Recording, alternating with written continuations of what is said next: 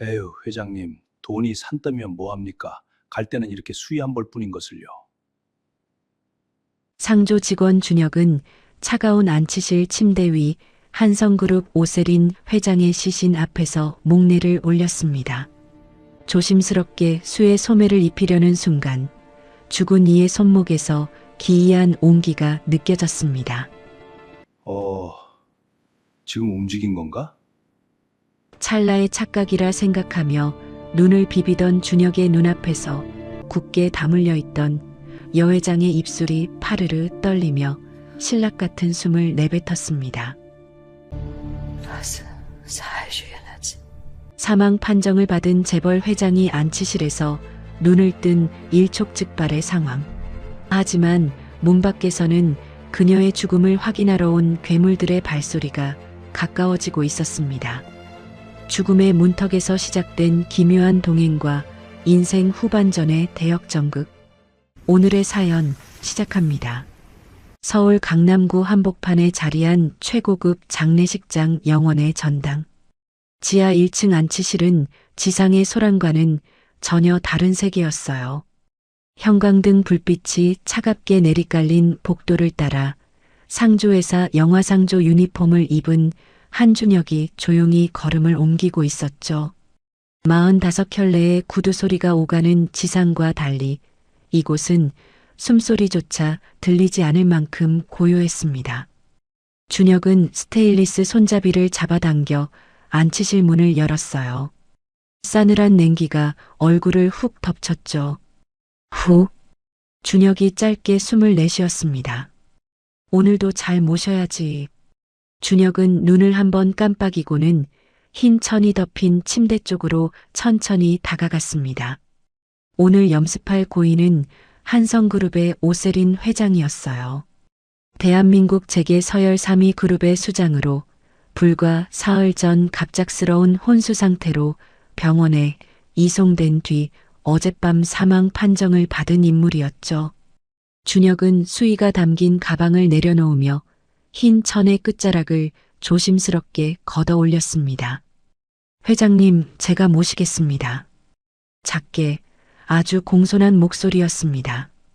환갑을 앞둔 나이라고는 믿기지 않을 만큼 단정한 얼굴이었어요. 굳게 담은 입술, 반듯하게 놓인 두 손. 준혁은 잠시 고인의 얼굴을 바라보다가 두 손을 가지런히 모으고 낮게 목례를 했죠. 고생 많으셨습니다. 편히 쉬십시오. 10년 넘게 이 일을 해오면서 준혁은 수백 명의 마지막을 배웅했습니다. 처음엔 손이 떨렸어요. 낯선 이의 차가운 손을 잡아 수의 소매 안으로 밀어 넣을 때마다 등골이 서늘했죠. 하지만 이제는 달랐습니다. 고인을 향해 허리를 굽히고 수의 매무새를 가다듬는 손길이 고요하고 정확했어요. 준혁은 먼저 오세린의 오른손을 들어 수의 소매 안으로 천천히 밀어 넣으려 했습니다. 조금만 실례하겠습니다. 그 순간이었죠. 오세린의 오른손 검지손가락이 미세하게 떨렸습니다. 준혁은 동작을 멈췄어요. 작게 새어나온 소리였습니다. 눈을 좁히며 손가락을 다시 바라봤죠. 방금 움직인 거야?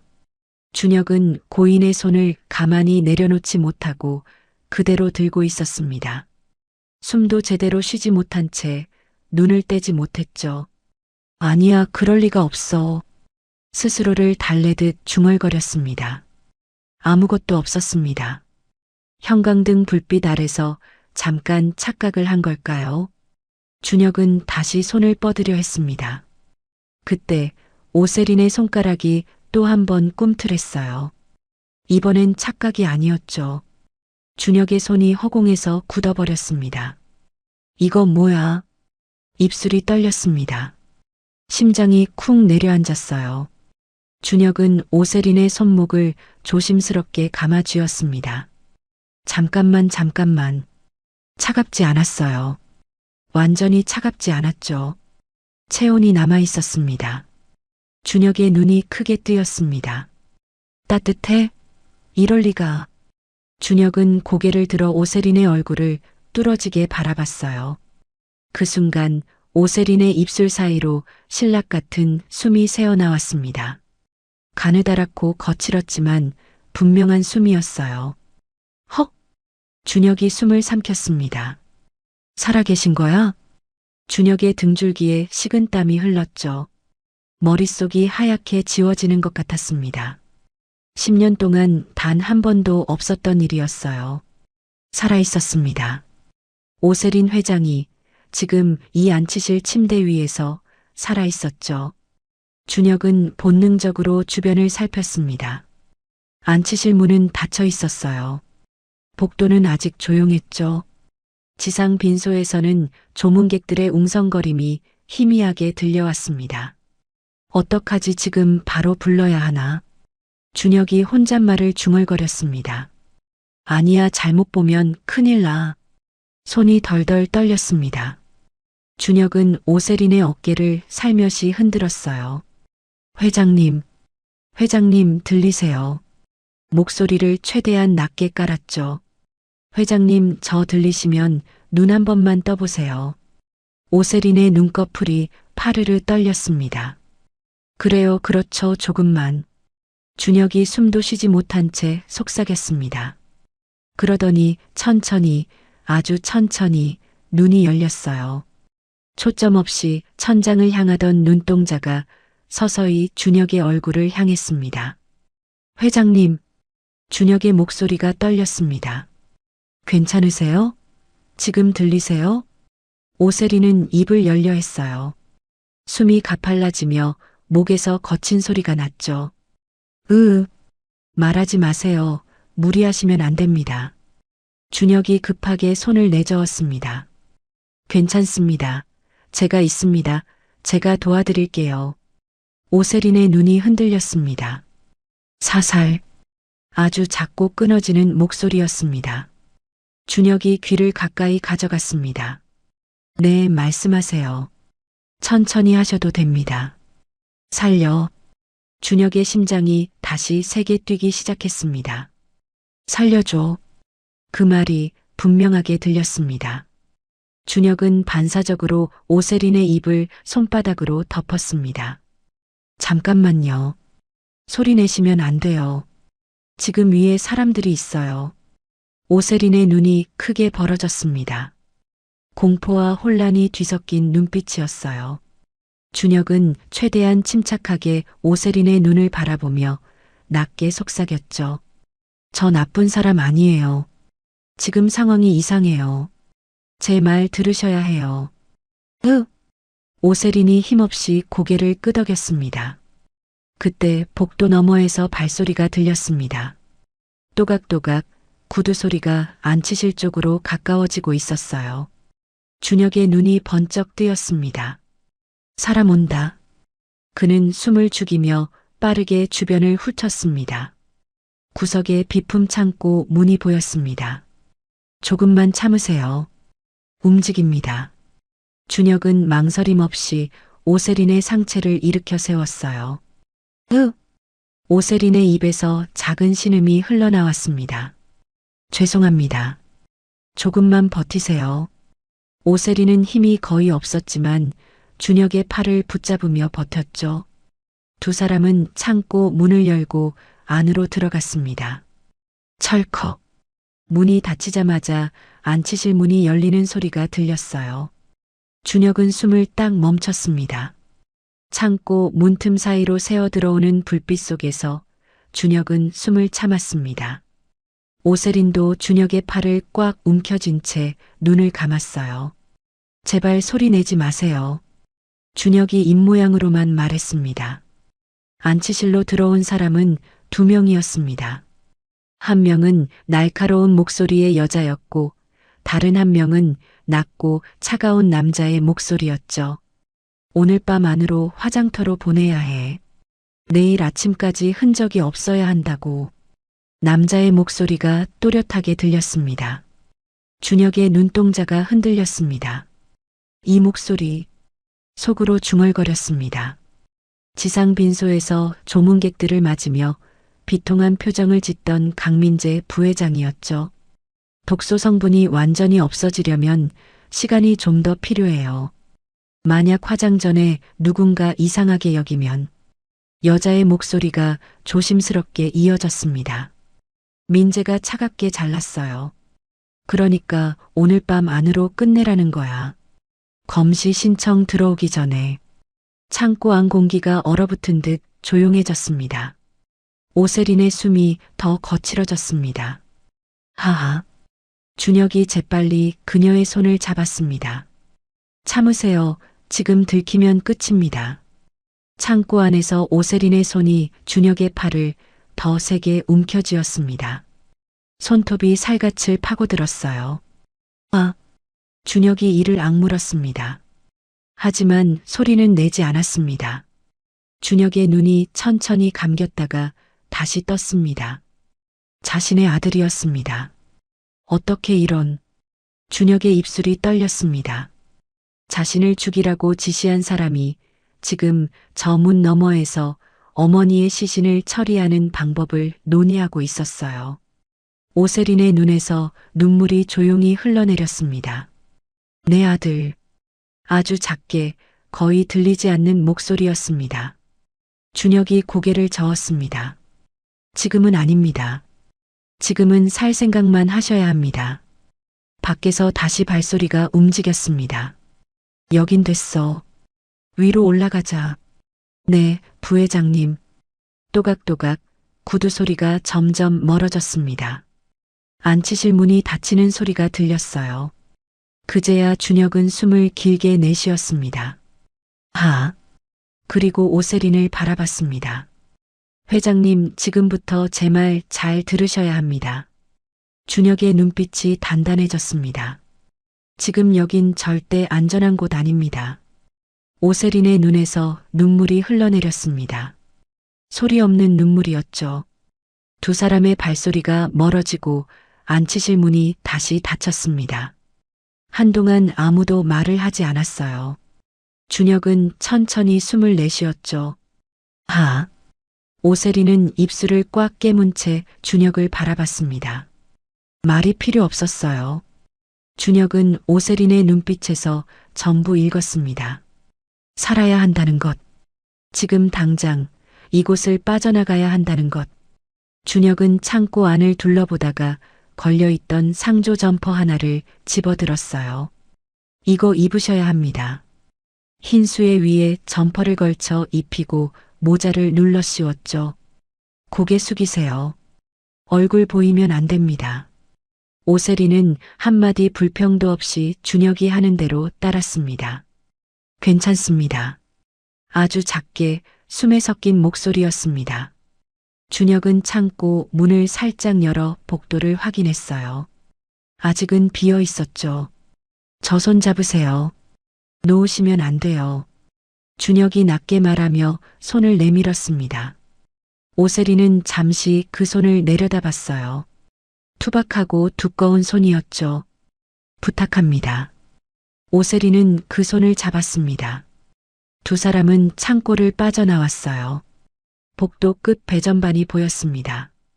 준혁은 오세린을 벽에 기대게 한 뒤 빠르게 배전반 앞으로 달려갔어요. 여기서 잠깐만 움직이지 마세요. 배전반 덮개를 열고 주 차단기를 내렸죠. 철컥. 순간 장례식장 전체가 어둠 속으로 꺼졌습니다. 지상 빈소에서 비명소리와 웅성거림이 터져 나왔어요. 어머, 뭐야? 불 꺼졌어.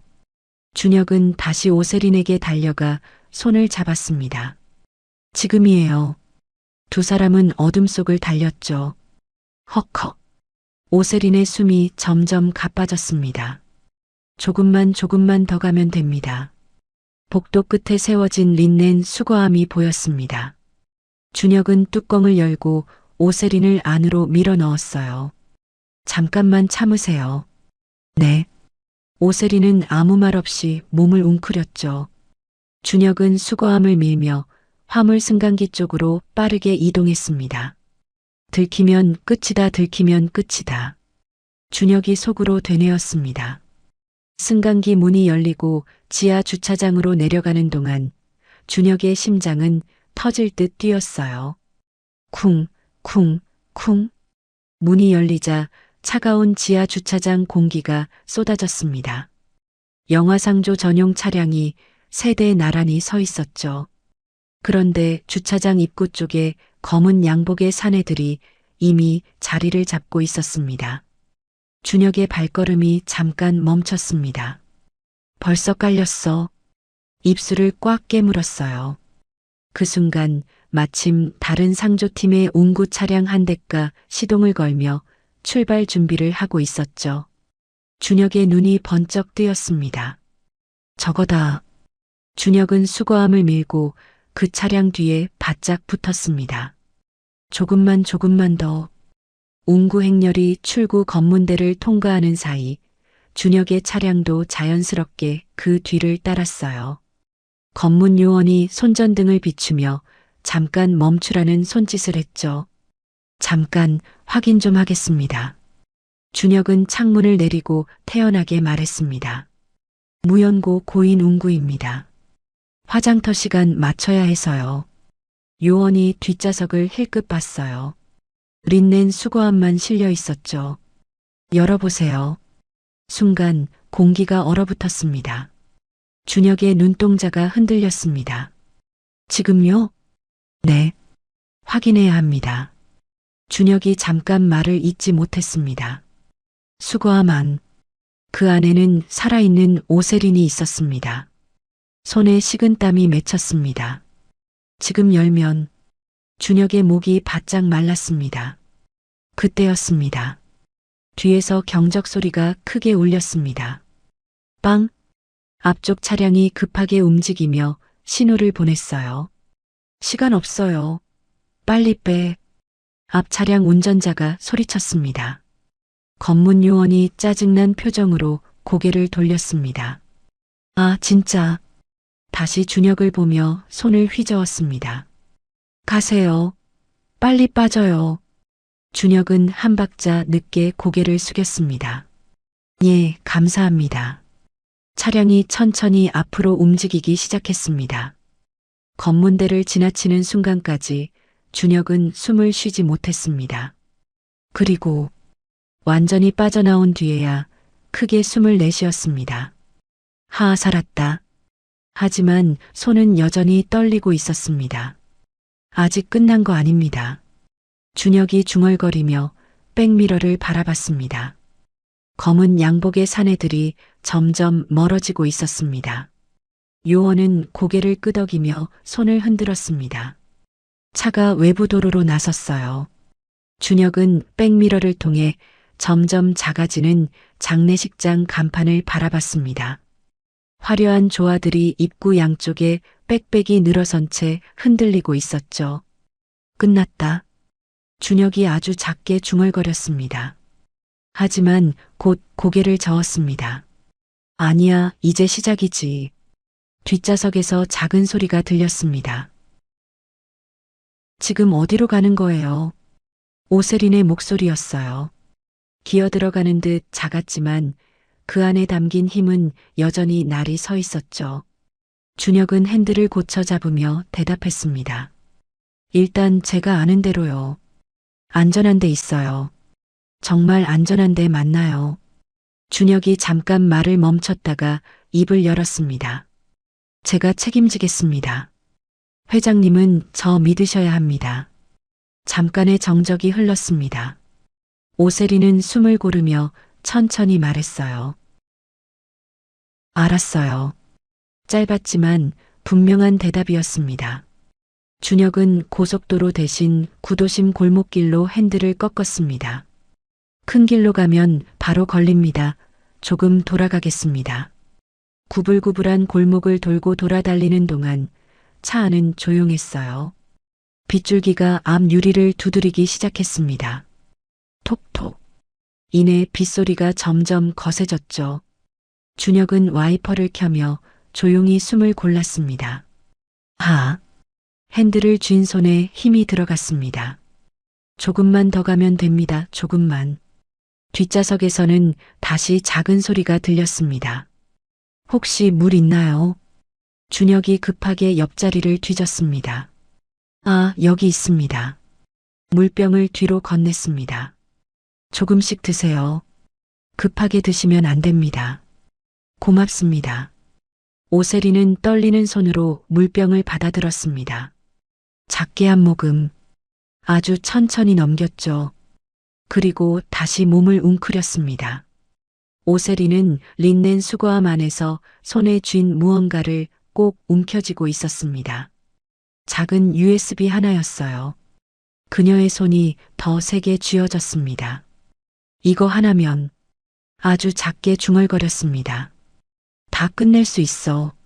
차가운 플라스틱 감촉이 손바닥에 와닿았죠. 오세리는 눈을 감았습니다. 빗소리가 차창을 세차게 두드리는 가운데 차는 어둠 속으로 깊이 달려들어갔어요. 준혁이 백미러로 뒤를 한 번 더 확인했습니다. 아무것도 보이지 않았습니다. 하지만 그의 표정은 여전히 굳어 있었죠. 쫓아오면 끝이다. 그는 속으로 되뇌었습니다. 그때 뒤쪽 골목 어딘가에서 헤드라이트 하나가 번쩍이며 나타났습니다. 준혁의 눈이 번쩍 뜨였습니다. 설마 핸들을 꽉 움켜쥐었습니다. 빗속에서 그 불빛이 점점 가까워지고 있었습니다. 준혁의 트럭이 달동네 언덕길을 헐떡이며 올라갔습니다. 좁고 가파른 골목 양쪽으로 낡은 슬레이트 지붕들이 다닥다닥 붙어 있었어요. 빗줄기는 더 굵어져 있었죠. 준혁은 트럭을 좁은 공터에 세우고 시동을 껐습니다. 잠시 앞을 바라보다가 뒤를 돌아봤어요. 다 왔어요. 내리실 수 있겠어요. 린넨 수거함 뚜껑이 천천히 열렸습니다. 오세린이 상체를 일으키며 수거함 밖으로 나왔어요. 3시간 넘게 좁은 공간에 웅크려 있었던 탓에 다리가 풀린 듯 비틀거렸죠. 준혁이 얼른 팔을 내밀었습니다. 오세리는 잠깐 망설이다가 준혁의 팔을 잡았어요. 두 사람은 빗속을 걸어 옥탑방 계단을 올랐습니다. 삐걱거리는 철제 계단이 빗물에 젖어 미끄러웠죠. 준혁이 먼저 올라가며 손을 내밀었어요. 오세리는 그 손을 잡고 한 계단 한 계단 올랐습니다. 문을 열자 퀴퀴한 냄새가 코를 찔렀어요. 오래된 장판, 곰팡이, 그리고 어딘가 눅눅한 습기의 냄새였죠. 오세리는 문지방에 서서 방 안을 둘러봤습니다. 낡은 냉장고 하나, 좁은 싱크대, 구석에 아무렇게나 쌓인 상조 관련 서류들. 벽지는 군데군데 들떠 있었고 창문 모서리엔 검은 곰팡이가 피어 있었어요. 평생 대리석 바닥과 천장 샹들리에 아래서 살아온 오세린이었습니다. 그런데 지금 눈앞에 펼쳐진 것은 그 세계와는 완전히 다른 세계였죠. 오세린은 아무 말도 하지 않았습니다. 그냥 방 안으로 들어갔어요. 준혁은 구석에 개어놓은 낡은 요를 펼치고 담요를 꺼냈습니다. 일단 누우세요. 몸이 많이 안 좋으실 텐데. 오세리는 요 위에 천천히 몸을 뉘었어요. 천장을 바라보며 눈을 깜빡였죠. 준혁은 전기주전자에 물을 올리고 상비약통을 뒤졌습니다. 해열제, 소화제, 파스. 변변한 약도 없었지만 준혁은 있는 걸 꺼내 오세린 곁에 놓았어요. 편의점 다녀올게요. 죽이랑 뭐 좀 사올 테니까 문 잠그고 계세요. 오세린이 천장을 보며 물었습니다. 당신은 왜 나를 도와주는 거예요? 준혁은 운동화 끈을 묶다가 손을 멈췄어요. 그냥요. 그냥이요. 오세린이 낮게 되뇌었습니다. 그냥이라는 말이 세상에서 제일 어려운 말인 거 알아요.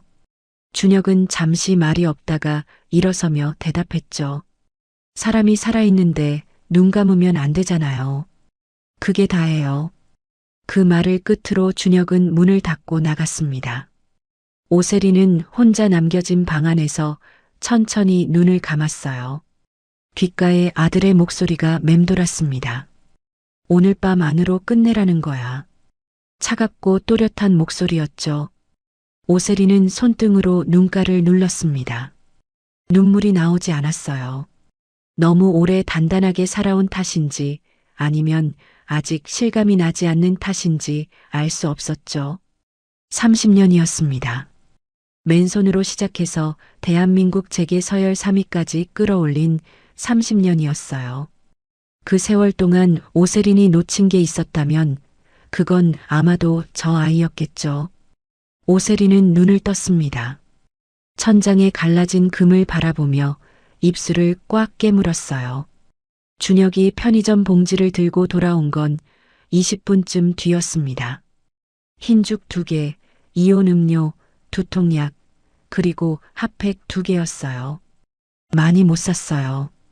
카드 쓰면 위치 추적될 수 있어서 현금으로만 샀거든요. 오세리는 상체를 일으켜 앉으며 봉지 안을 들여다봤습니다. 현금이 있었어요. 15,000원이요. 지갑에 있던 거. 오세리는 잠시 준혁을 바라보다가 죽 뚜껑을 열었어요. 고마워요. 준혁은 핫팩을 흔들어 오세린의 손에 쥐어주었습니다. 두 사람은 나란히 앉아 죽을 먹었어요.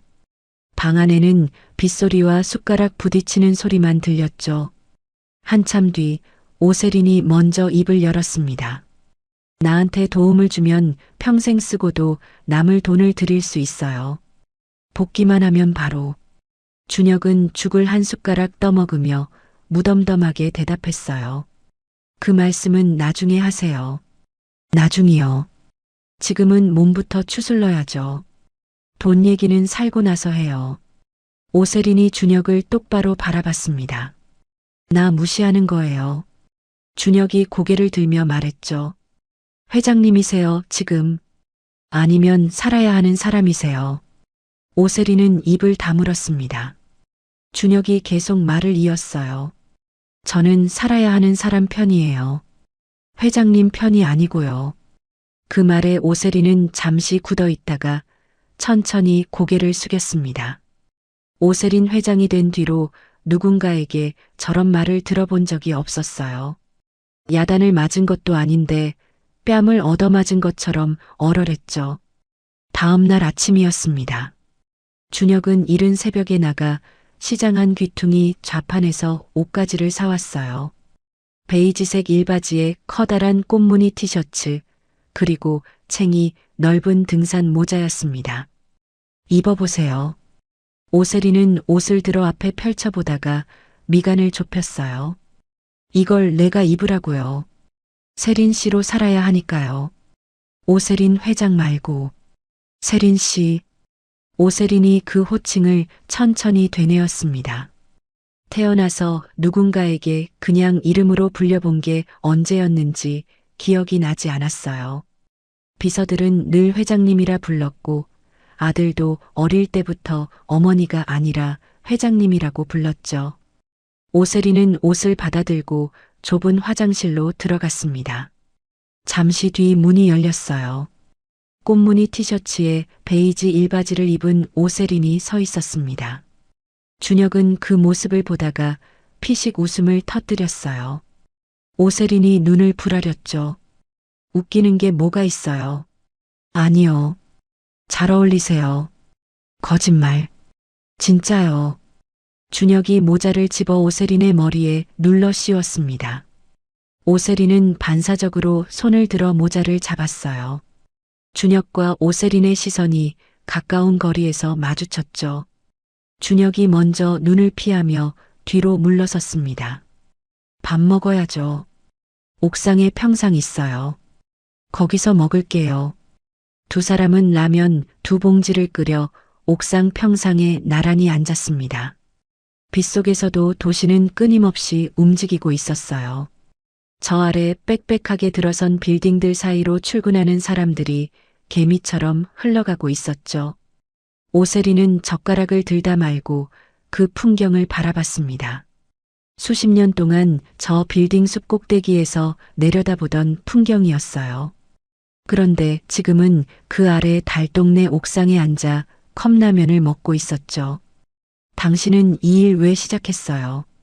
오세린이 물었습니다. 준혁은 라면 국물을 한 모금 마시고 대답했어요. 사업 말아먹고요. 갈 데가 없었어요. 무슨 사업이요?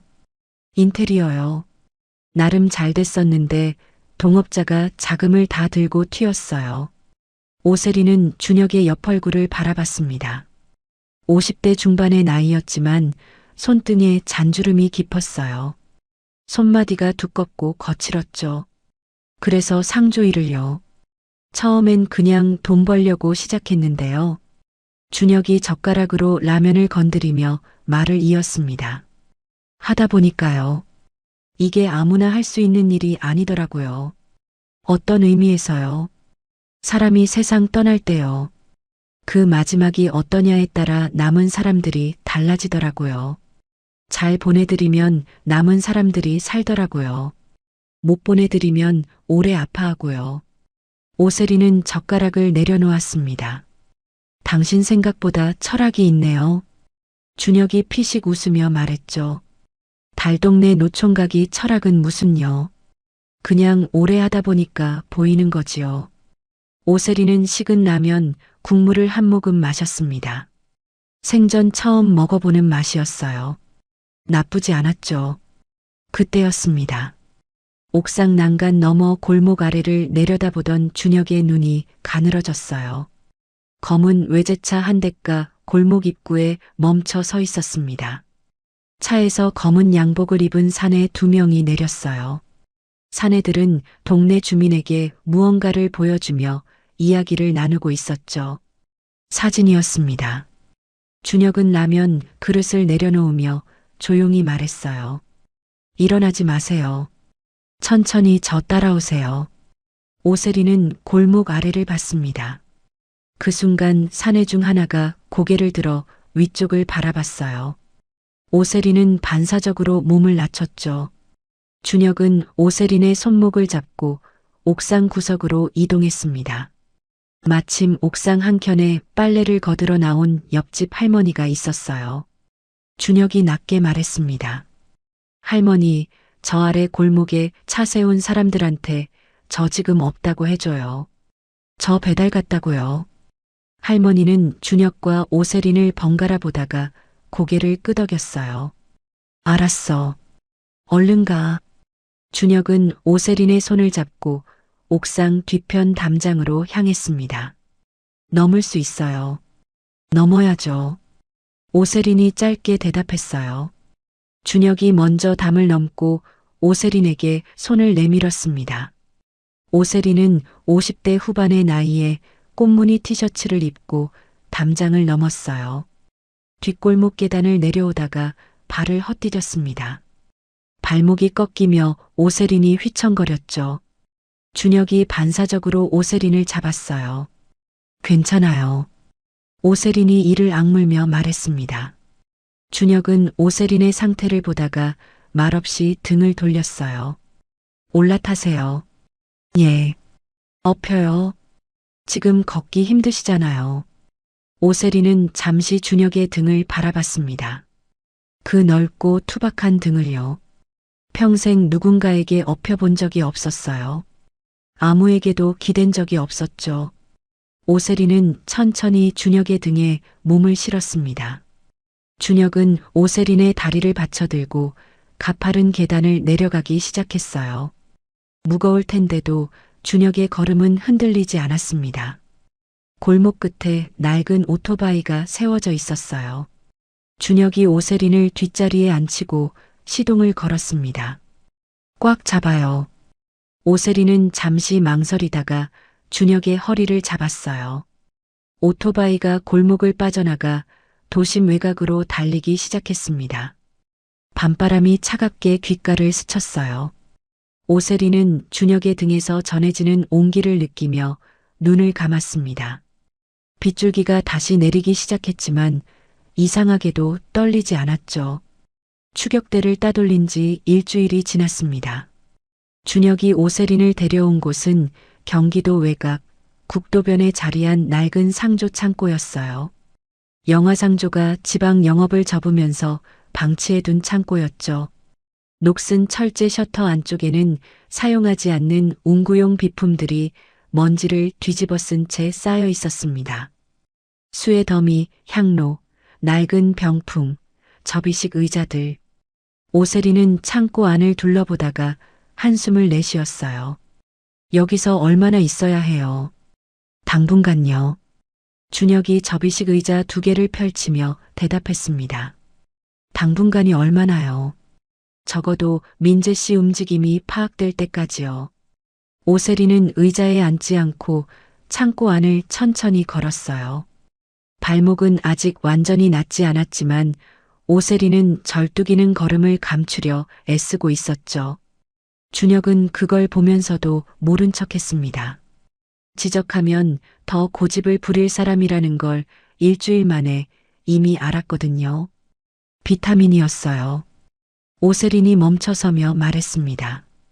예. 내가 매일 아침 먹던 비타민 캡슐이요. 거기다 독을 탔어요. 준혁은 의자를 내려놓고 오세린을 바라봤어요. 누가 넣었는지 알아요. 비서실장이요. 그리고 최유라. 오세린이 창고 바닥에 놓인 빈 박스를 발로 밀며 말을 이었습니다. 최유라는 민재 옆에 붙어서 로비를 해주던 여자예요. 민재가 그 여자한테 빠진 게 벌써 2년이 됐어요. 내가 뭔가 이상하다 싶었는데 준혁은 조용히 듣고 있었어요.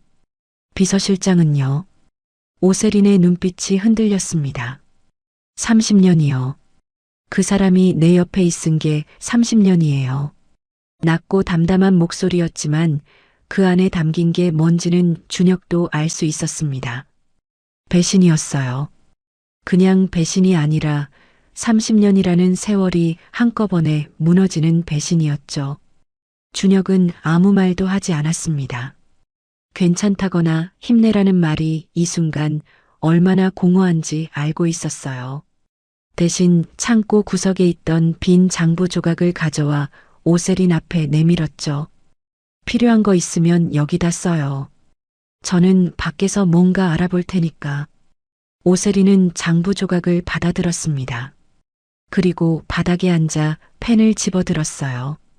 준혁이 창고 문을 열고 나가려는데 오세린이 불렀습니다. 준혁 씨. 준혁이 멈춰 돌아봤어요. 조심해요. 짧은 한마디였지만 준혁은 괜히 귀가 간지러웠습니다. 네. 다녀올게요. 준혁이 자리를 비운 사이 오세린은 장부 조각 위에 조직도를 그렸어요. 한성그룹 이사진, 주주명단, 민재와 최유라의 접점.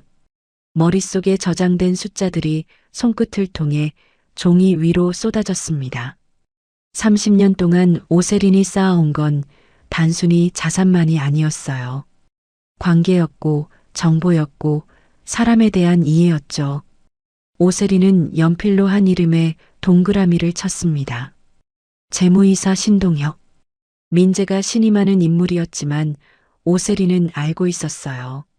그 사람이 작년부터 도박으로 빚을 지고 있다는 것을, 그리고 그 빚을 민재가 일부 대신 갚아줬다는 것을, 약점을 쥐고 사람을 묶어두는 방식. 그건 민재가 오세린에게서 배운 방식이었습니다. 오세린은 잠시 연필을 멈췄어요. 자신이 그렇게 살아왔다는 걸 부정하지 않았죠. 하지만 오세린은 사람을 도구로만 쓴 적은 없었습니다. 최소한 그렇게 믿고 살았어요. 그런데 민재는 달랐죠. 민재는 사람을 소모하고 버렸습니다. 오세린은 다시 연필을 움직이며 신동혁의 이름 옆에 작게 메모를 달았어요. 창고 문이 열리며 준혁이 들어온 건 2시간쯤 뒤였습니다. 점퍼 어깨가 젖어 있었어요. 준혁은 편의점 봉지를 내려놓으며 말했죠. 한성그룹 본사 주변 돌아봤어요. 뭐가 보이던가요? 민재 씨가 긴급 이사회 소집했어요. 내일 오전이요. 오세린의 손이 멈췄습니다. 사망 신고 강행하려는 거예요. 내가 살아있다는 거 아직 확신을 못하니까 빨리 법적으로 끝내려는 거죠. 유 원장은요? 변호사 움직이는 게 보인다고 하더라고요. 제 후배한테 부탁해서 알아봤어요. 오세린은 조용히 고개를 끄덕였습니다. 도박 빚 있는 재무이사 있어요. 신동혁이라고. 그 사람 접촉할 수 있어요. 어떻게 해요? 준혁 씨가 직접 만나요. 제가 살아있다는 증거를 보여주면 돼요. 그 사람 민재한테 묶인 게 두려워서 따르는 거지. 진심으로 민재 편은 아니에요. 준혁은 편의점 봉지에서 삼각김밥을 꺼내 오세린에게 건네며 말했습니다. 제가 그 사람을 어떻게 설득해요? 저는 상조 직원인데요. 오세린이 삼각김밥을 받으며 준혁을 똑바로 바라봤어요. 당신은 사람 설득하는 거 잘해요. 언제 봤다고요? 나 설득했잖아요. 준혁은 잠깐 멈칫했습니다. 오세린이 작게 덧붙였어요. 나 같은 사람 설득한 거면 신동혁쯤은 문제도 아니에요. 준혁은 피식 웃음을 흘리며 삼각김밥 포장을 뜯었습니다. 해볼게요. 그날 밤 늦게 준혁의 후배 박군이 창고로 찾아왔어요. 26살의 젊은 청년으로 눈빛이 영리하고 손가락이 유달리 길었습니다. 과거 해커 출신이라는 게 믿기지 않을 만큼 평범한 얼굴이었죠. 박군은 창고 안에 들어서다가 오세린을 보고 눈이 커졌습니다. 이분이. 준혁이 박군의 어깨를 툭 쳤어요. 알아도 모르는 거야. 박군은 잠시 오세린을 바라보다가 고개를 끄덕였습니다. 알겠어요, 형. 박군은 노트북을 꺼내 바닥에 앉았어요. 민재 씨 노트북은요? 준혁이 물었죠. 뚫었어요. 근데 형, 이거 장난 아니에요. 박군이 화면을 돌려 보여줬습니다. 오세린이 몸을 기울여 화면을 들여다봤어요. 페이퍼 컴퍼니 목록이었습니다. 해외에 설립된 유령 회사들, 그리고 그 계좌로 빠져나간 금액들이 줄줄이 나열돼 있었죠. 이게 비자금이에요. 오세린의 목소리가 낮아졌습니다. 어디서 빠진 거예요? 한성그룹 물류자회사요. 매출을 이중으로 기장해서 차액을 빼돌린 거예요. 작년 한 해만 200억이 넘어요. 박군이 설명하는 동안 오세린은 화면에서 눈을 떼지 않았습니다. 200억. 그 돈이 어디로 갔는지 오세린은 직감적으로 알았어요. 카지노였습니다. 민재가 해외 카지노에서 잃었다는 소문은 업계에 돌고 있었어요. 그 빚을 메우기 위해 회사 돈을 빼돌린 거였죠. 오세린은 천천히 등을 폈습니다. 이 자료 저장해요. 이미 했어요. 박군이 USB 하나를 내밀었습니다. 오세린은 그것을 받아 손에 쥐었어요. 차갑고 단단한 감촉이었죠. 준혁은 오세린의 옆 얼굴을 바라봤습니다. 조금 전까지 바닥에 앉아 장부 조각 위에 조직도를 그리던 사람이었어요. 그런데 지금은 완전히 달랐습니다. 눈빛이 달라졌어요. 30년 동안 그룹을 이끌어온 사람의 눈빛으로 돌아와 있었죠. 오세린이 박군을 바라보며 말했습니다. 수고했어요. 고마워요. 박군이 뒷머리를 긁으며 웃었어요. 형 지인이면 제 지인이죠 뭐. 오세린은 박군이 돌아간 뒤 한동안 말이 없었습니다. 준혁은 창고 한쪽에서 수의 박스를 정리하며 기다렸어요. 한참 뒤 오세린이 입을 열었죠. 준혁 씨. 네. 미안해요. 준혁이 하던 일을 멈추고 오세린을 봤습니다. 오세린은 USB를 손 안에서 굴리며 말을 이었어요. 위험한 일 자꾸 시켜서요. 이 일은 내 일인데 당신을 너무 끌어들이고 있는 것 같아서. 준혁은 잠시 오세린을 바라보다가 박스를 내려놓고 오세린 옆에 앉았습니다. 제가 발 빼고 싶으면 벌써 뺐어요. 그래도요. 세린 씨. 준혁이 처음으로 이름을 불렀어요. 오세린이 고개를 들었죠. 준혁은 담담하게 말했습니다. 저 이 일하면서 별거 다 봤어요. 잘 사신 분도 보고 못 사신 분도 보고. 근데 마지막에 혼자인 분들 보면요. 그게 제일 마음이 아파요. 곁에 아무도 없는 마지막이요. 오세린은 말없이 들었습니다. 지금 세린 씨 곁에 저밖에 없잖아요. 그러면 제가 있어야죠. 창고 안이 조용했어요. 먼지 쌓인 병풍과 수의 더미 사이에서 두 사람은 한동안 말없이 앉아 있었습니다. 밖에서는 바람이 철제 셔터를 두드리고 있었어요. 오세리는 손 안에 USB를 꼭 쥐었습니다. 눈시울이 뜨거워지는 걸 느끼며 고개를 살짝 숙였죠. 이 남자 앞에서 울면 안 된다고 생각했습니다. 30년 동안 울지 않았어요.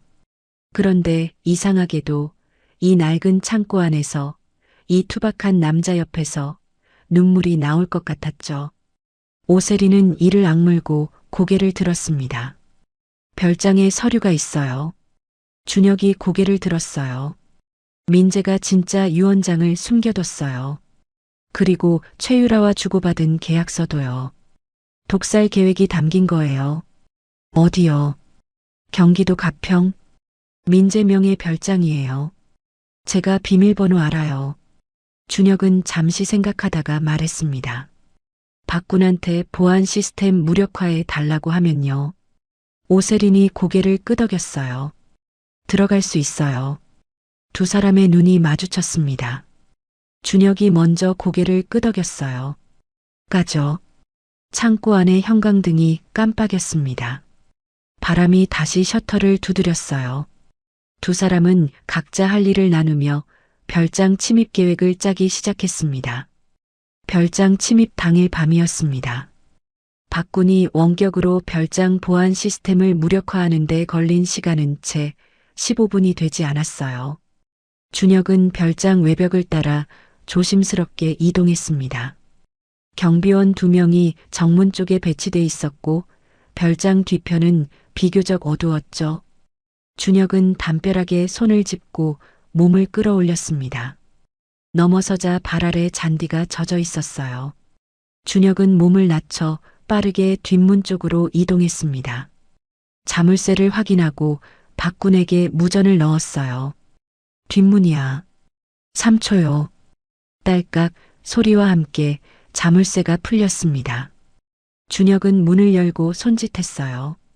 어둠 속에서 오세린이 다가왔습니다. 검은 점퍼에 모자를 눌러 쓴 모습이었죠.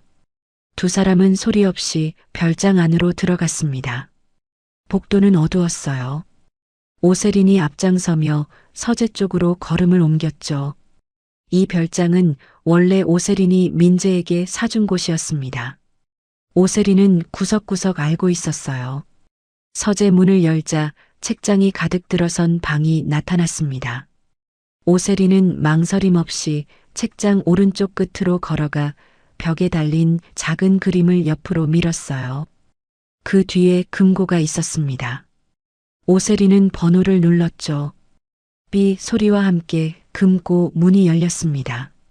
안에는 서류 봉투 2개와 작은 유리병 하나가 있었어요. 오세린은 서류 봉투를 꺼내 안을 확인했습니다. 첫 번째 봉투에는 유언장이 들어 있었어요. 오세린 자신의 도장이 찍혀 있었지만 오세린이 쓴 글씨가 아니었죠. 민재가 위조한 유언장이었습니다. 한성그룹 전 지분을 강민재에게 단독 상속한다는 내용이었어요. 두 번째 봉투에는 최유라와 민재가 주고받은 계약서가 들어 있었습니다. 독살에 사용할 물질을 구입하고 세린의 식단에 투여하는 방법이 세세하게 적혀 있었어요. 오세린은 계약서를 읽다가 손가락이 떨렸습니다. 글씨가 흔들려 보였죠. 그때 준혁이 낮게 말했어요. 그 병이요. 오세린이 금고 안에 유리병을 집어들었습니다. 투명한 액체가 담긴 작은 병이었어요. 막에에 작은 라벨이 붙어 있었죠. 오세린은 그 라벨을 보는 순간 숨이 멎는 것 같았습니다. 이것이었어요. 이 작은 병 안에 담긴 것이 자신을 죽음의 문턱까지 데려간 것이었죠. 오세린은 병을 손바닥 위에 올려놓고 한참 바라봤습니다. 준혁이 조심스럽게 물었어요. 가져가야 해요. 알아요. 오세린은 병을 서류 가방 안에 넣고 봉투들을 챙겼습니다. 그 순간이었어요. 요란한 경보음이 별장 전체에 울려 퍼졌습니다. 박군이 무전으로 소리쳤죠. 형, 적외선 센서가 하나 더 있었어요. 못 잡은 게 있었어요. 준혁은 오세린의 손을 잡아당겼습니다. 뛰어요. 두 사람은 서재를 박차고 나왔어요. 복도 끝에서 경비원들의 발소리가 들렸습니다. 준혁은 반대편 창문으로 방향을 틀었어요. 창문을 열고 먼저 뛰어내린 뒤 오세린에게 손을 내밀었습니다. 오세린이 뛰어내리는 순간 어둠 속에서 경비견의 짖는 소리가 터졌어요. 두 사람은 별장 뒤편 숲으로 달렸습니다. 나뭇가지가 얼굴을 핥히었어요. 발 아래 낙엽이 미끄러웠죠. 오세린은 서류 가방을 가슴에 꼭 끌어안은 채 달렸습니다. 뒤에서 경비견 소리가 점점 가까워졌어요. 준혁이 오세린의 손을 더 세게 잡아당겼습니다. 숲을 빠져나오자 비포장도로가 나타났어요. 미리 세워둔 낡은 집차가 보였죠. 준혁은 오세린을 조수석에 태우고 운전석에 올랐습니다. 시동을 걸며 라이트를 끈 채 어둠 속으로 차를 몰았어요. 비포장도로를 한참 달린 뒤 포장도로로 접어들었습니다. 뒤를 돌아봤을 때 경비원들의 불빛은 보이지 않았어요. 오세린은 가슴에 안은 서류 가방을 내려놓고 숨을 골랐습니다. 준혁도 핸들을 잡은 채 크게 숨을 내쉬었죠. 한동안 차 안이 조용했습니다. 오세린이 먼저 입을 열었어요. 이제 아들이 아니라 괴물과 싸울 시간이에요. 차갑고 낮은 목소리였습니다. 준혁은 그 말에 아무것도 묻지 않았어요. 그냥 운전대를 잡고 앞을 바라봤죠. 탈출 다음 날 오후였습니다. 두 사람은 증거들을 창고 바닥에 펼쳐놓고 분석했어요. 유언장, 계약서, 비자금 자료, 그리고 유리병. 준혁은 자료를 보다가 말했습니다. 이걸 어디에 어떻게 터뜨리느냐가 문제인데요. 오세린은 팔짱을 끼고 생각에 잠겼어요. 경찰에 가져가면 안 돼요. 왜요? 민재가 경찰 쪽에 손을 써뒀어요. 내가 생전에 막으려 했는데 못 막은 거예요. 준혁이 이 말을 짚었습니다. 검찰은요. 한 사람이 있어요. 전직 검찰총장 출신이에요. 박노식이라고. 내가 예전에 도움을 줬던 사람이에요. 믿을 수 있어요. 믿어야죠. 지금 다른 선택이 없으니까. 오세린이 짧게 대답했습니다. 준혁은 오세린을 바라봤어요. 이 여자는 항상 그랬습니다. 감정보다 판단이 먼저였고 흔들리는 내색을 하지 않았어요. 하지만 준혁은 알고 있었죠. 어젯밤 금고에서 그 유리병을 집어들었을 때 오세린의 손이 떨렸다는 것을요. 아주 잠깐이었지만 준혁은 봤습니다. 그래서 더 아무 말도 하지 않았어요. 그때 창고 문을 두드리는 소리가 났습니다. 준혁이 문을 열었어요. 요양원 원장 이태영이었습니다. 준혁의 고향 친구였죠. 야, 나 여기까지 찾아왔다. 이태영이 안으로 들어서며 오세린을 봤습니다.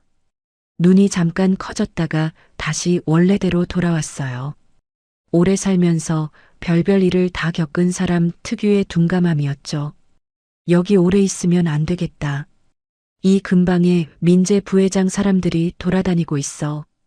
준혁이 굳은 표정으로 물었습니다. 어디서 들었어? 우리 요양원에 들렀더라고. 뭔가 찾는 것 같던데. 조심해야 할 것 같아서. 오세린이 자리에서 일어났어요. 요양원으로 가요. 이태영이 오세린을 봤습니다. 제 친구 요양원인데요. 신분 숨기고 계시면 됩니다. 거기가 오히려 안전해요. 사람들 눈에 잘 안 띄거든요. 오세린은 잠시 생각하다가 고개를 끄덕였어요.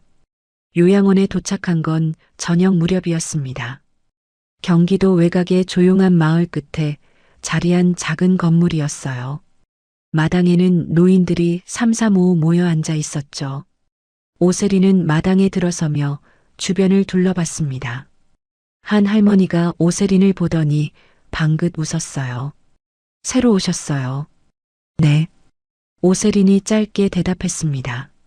할머니는 오세린의 손을 덥석 잡았어요. 거기 앉아요. 여기 좋아요. 오세린은 이끌리듯 할머니 옆 의자에 앉았습니다. 할머니는 오세린의 손을 잡은 채 마당의 노을을 바라봤어요. 오세린도 같이 노을을 바라봤죠. 주황빛 하늘이 마당 전체를 감쌌습니다. 30년 동안 이런 노을을 본 적이 없었어요. 아니, 봤을 텐데 기억이 없었습니다. 항상 차 안에서 회의실 창문 너머로 누군가의 보고를 받으면서 지나쳤겠죠. 오세리는 할머니의 손을 살며시 감아쥐었습니다. 할머니의 손은 마디가 굵고 거칠었어요. 오세린의 손과 비슷했죠. 그날 밤 준혁은 요양원 창고에서 낡은 수의 몇 벌을 꺼내 정리했습니다. 오세린이 들어와 옆에 앉았어요. 이것도 당신 일이에요. 수의 관리도 저희가 해요. 요양원이랑 협약이 있어서요. 오세린은 준혁이 수위를 개는 손길을 바라봤습니다. 거칠지만 정성스러운 손이었어요. 전에 자살을 생각한 적 있다고 했잖아요. 준혁의 손이 잠깐 멈췄습니다. 네. 언제요? 준혁은 수위를 개며 천천히 말을 이었어요. 사업 망하고 나서요. 빚쟁이들한테 쫓기고 연락되던 사람들이 하나씩 없어지고 그때요. 어떻게 버텼어요? 준혁이 잠시 말을 멈췄습니다. 그러다 조용히 대답했어요. 여기 처음 일하러 왔을 때요. 아무 연고도 없이 돌아가신 할아버지 한 분이 계셨어요. 수의를 입혀드리는데 손이 엄청 따뜻하시더라고요. 오세리는 말없이 들었습니다. 돌아가신 분 손이 따뜻하면 안 되거든요. 근데 그분은 따뜻하셨어요. 그래서 손을 잡고 있었어요. 한참을요. 준혁이 개어놓은 수의를 옆으로 밀며 말을 이었죠. 그때 그분이 저한테 뭔가 말씀하시는 것 같았어요. 살아라, 뭐 그런 말이요. 말도 안 되는 소리지만 오세리는 준혁의 옆 얼굴을 바라봤습니다. 눈빛이 흔들렸어요. 말이 되는 소리예요. 준혁이 오세린을 봤죠. 오세린은 시선을 앞으로 돌리며 말을 이었습니다. 나도 이번에 그랬어요. 눈을 떴을 때 당신 얼굴이 보였는데 그때 살아야겠다고 생각했어요. 준혁은 아무 말도 하지 않았어요. 창고 안이 조용했습니다. 두 사람은 나란히 앉아 각자의 손을 내려다봤죠. 한참 뒤 준혁이 먼저 일어서며 말했어요. 내일 박노식 씨한테 연락해봐요. 오세린이 고개를 끄덕이며 일어섰습니다. 창고 문을 나서는 두 사람의 어깨 사이로 요양원 마당에 가로등 불빛이 흘러들어왔어요. 그때였습니다. 멀리서 차 소리가 들렸어요. 한 대가 아니었습니다. 여러 대였죠. 준혁이 눈을 좁히며 대문 쪽을 바라봤습니다. 헤드라이트 불빛이 여러 줄기 한꺼번에 요양원 쪽을 향해 다가오고 있었어요. 준혁의 얼굴이 굳었습니다. 오세린도 그 불빛을 봤죠. 두 사람의 눈이 마주쳤어요. 말이 필요 없었습니다. 준혁이 오세린의 손을 잡았어요. 뒷산으로요. 두 사람은 어둠 속으로 달렸습니다. 뒷산 산책로를 오르는 오세린의 숨이 가팔랐습니다. 어둠 속에서 발 아래 돌멩이가 굴러가고 나뭇가지가 팔을 긁었어요. 아래에서 확성기 소리가 울렸죠. 어머니, 나와요. 다 알고 있어요. 강민재의 목소리였습니다. 낮고 차분한 목소리였지만 그 안에 담긴 것은 차분함이 아니었어요. 오세린은 걸음을 멈추지 않았습니다. 준혁이 오세린의 팔을 잡아당기며 말했어요. 계속 올라가요. 멈추면 안 돼요. 알아요. 오세린이 이를 악물며 대답했습니다. 그때 아래에서 비명소리가 들렸어요. 남자의 비명이었습니다. 오세린이 걸음을 멈췄죠. 저거, 세린 씨 가야 해요. 이태영이에요. 저 소리, 준혁도 멈춰섰습니다. 아래에서 민재의 목소리가 다시 울렸어요. 어머니, 이 요양원 원장이 많이 아파하고 있어요. 빨리 내려오는 게 좋을 것 같은데. 오세린의 손이 떨렸습니다. 주먹을 꽉 쥐었어요. 준혁이 오세린의 앞을 막아서며 말했습니다. 제가 내려갈게요. 무슨 소리예요? 저 내려가서 이태영 씨 빼낼게요. 세린 씨는 계속 올라가요. 당신 혼자 어떡해요? 세린 씨 외투 나한테 줘요. 준혁이 손을 내밀었습니다. 오세린은 준혁을 바라봤어요. 어둠 속에서도 준혁의 눈빛이 보였습니다. 흔들림이 없었어요. 오세린은 입고 있던 검은 외투를 벗어 준혁에게 건넸습니다. 준혁은 그것을 걸치며 모자를 눌러 쓰고 반대편 숲 쪽으로 방향을 틀었어요. 박노식 씨한테 연락해요. 지금 바로요. 준혁 씨, 오세린이 불렀습니다. 준혁이 돌아봤어요. 오세린은 잠시 준혁을 바라보다가 낮게 말했습니다. 반드시 살아서 나와요. 준혁은 짧게 웃으며 고개를 끄덕였어요. 그리고 어둠 속으로 달려 내려갔습니다. 오세린은 준혁이 사라지는 방향을 한 박자 바라보다가 몸을 돌렸어요. 산을 올랐습니다. 핸드폰을 꺼내 박노식의 번호를 눌렀죠. 신호가 2번 가자마자 연결됐습니다. 나요. 수화기 너머에서 짧은 침묵이 흘렀어요. 그리고 굵고 낮은 목소리가 들렸습니다. 살아있었군요. 지금 가평이에요. 민재가 요양원을 포위했어요. 내가 데리고 온 사람이 붙잡힌 것 같아요. 알겠습니다. 움직이지 말고 기다려요. 전화가 끊겼습니다. 오세린은 산 중턱 바위 뒤에 몸을 숨기고 아래를 내려다봤어요. 요양원 마당이 헤드라이트 불빛으로 환하게 밝혀져 있었습니다. 검은 양복의 사내들이 여러 명 보였죠. 그리고 그 한가운데 민재의 부하들에게 붙잡혀 끌려가는 사람이 보였습니다. 준혁이었어요. 오세린은 손톱이 바위를 긁었습니다. 준혁은 끌려가면서도 소리를 질렀어요. 나 준혁이야. 세린 씨 여기 없어. 나 혼자야. 민재가 준혁 앞에 섰습니다. 오세린은 숨을 참으며 그 장면을 바라봤어요. 민재가 준혁의 멱살을 잡는 모습이 보였습니다. 그리고 무언가를 묻는 것 같았죠. 준혁이 고개를 돌려 침을 뱉는 게 보였어요. 민재의 손이 올라갔습니다. 오세린은 눈을 감았어요. 이를 악물고 다시 눈을 떴습니다. 핸드폰을 꺼내 박노식에게 문자를 보냈어요. 요양원 마당에 붙잡힌 사람이 있어요. 한준혁? 반드시 구해야 해요. 박노식이 보낸 사설 구급차가 산 뒤편 도로에 도착한 건 1시간 뒤였습니다. 오세린은 구급차에 올라탔어요. 차가 출발하며 가평을 벗어났죠. 오세린은 뒷좌석에 앉아 핸드폰 화면을 들여다봤습니다. 박군에게서 문자가 왔어요. 형 어디 지하인 것 같아요. 추적 중이에요. 오세린은 화면을 꽉 쥐었습니다. 서울로 들어오는 내내 오세린은 아무것도 먹지 않았어요. 박노식이 준비한 안전가옥은 서울 마포구의 평범한 빌라였습니다.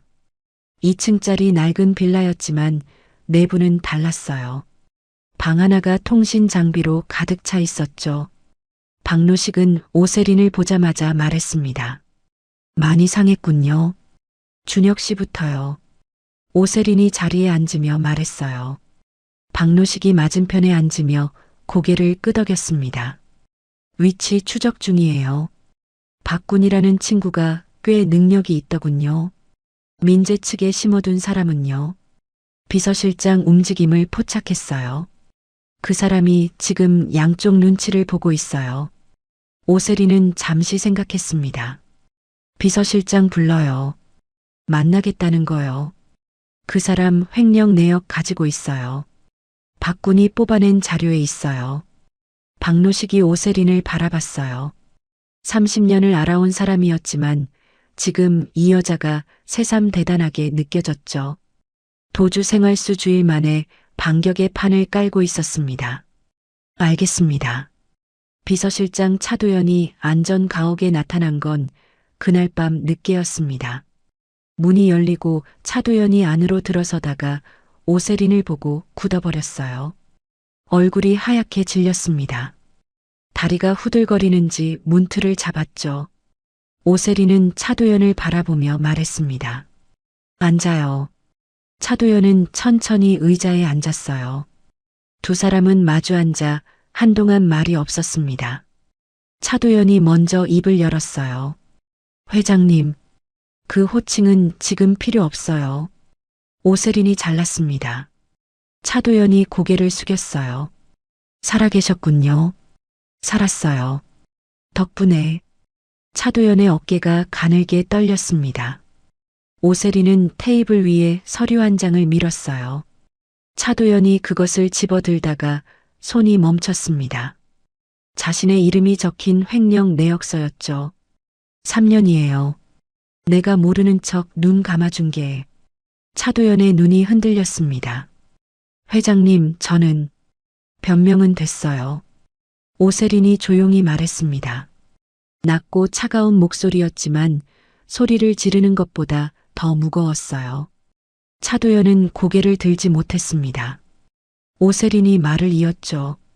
민재 옆에서 보고 들은 것 다 얘기해요. 그게 당신이 살 수 있는 방법이에요. 차도연은 오랫동안 테이블만 바라봤습니다. 그러다 천천히 입을 열었어요. 주주총회가 다음 주에요. 민재 부회장이 회장 선임 안건을 상정할 거예요. 오세린은 눈빛 하나 흔들리지 않고 들었습니다. 호텔에서 열려요. 민재 부회장이 보안 인력을 전부 배치할 거예요. 혹시 회장님이 나타날 경우를 대비해서요. 차도연이 목소리를 낮추며 말을 이었습니다. 그리고 회장님이 나타나면 사고로 처리하라는 지시가 내려가 있어요. 박노식이 옆에서 조용히 메모를 했어요. 오세린은 차도연을 바라보며 말했습니다. 주주총회장에 들어갈 방법을 찾아요. 사흘 뒤 아침이었습니다. 박군에게서 연락이 왔어요. 형 찾았어요. 재래시장 국밥집 골목이에요. 오세린은 박노식의 요원들과 함께 차에 올랐습니다. 재래시장 골목은 아침 장사를 준비하는 사람들로 북적였어요. 국밥집 뒷골목 구석에 준혁이 있었습니다. 벽에 등을 기댄 채 앉아 있었어요. 입술이 터져 있었고 눈가에 멍이 들어 있었습니다. 오세린은 준혁 앞에 쪼그려 앉았어요. 준혁이 눈을 들어 오세린을 봤습니다. 그러더니 피식 웃었어요. 살아계시네요. 당신 때문에요. 오세린의 목소리가 살짝 갈라졌습니다. 준혁은 일어서려다 얼굴을 찡그렸어요. 오세린이 준혁의 팔을 잡았습니다.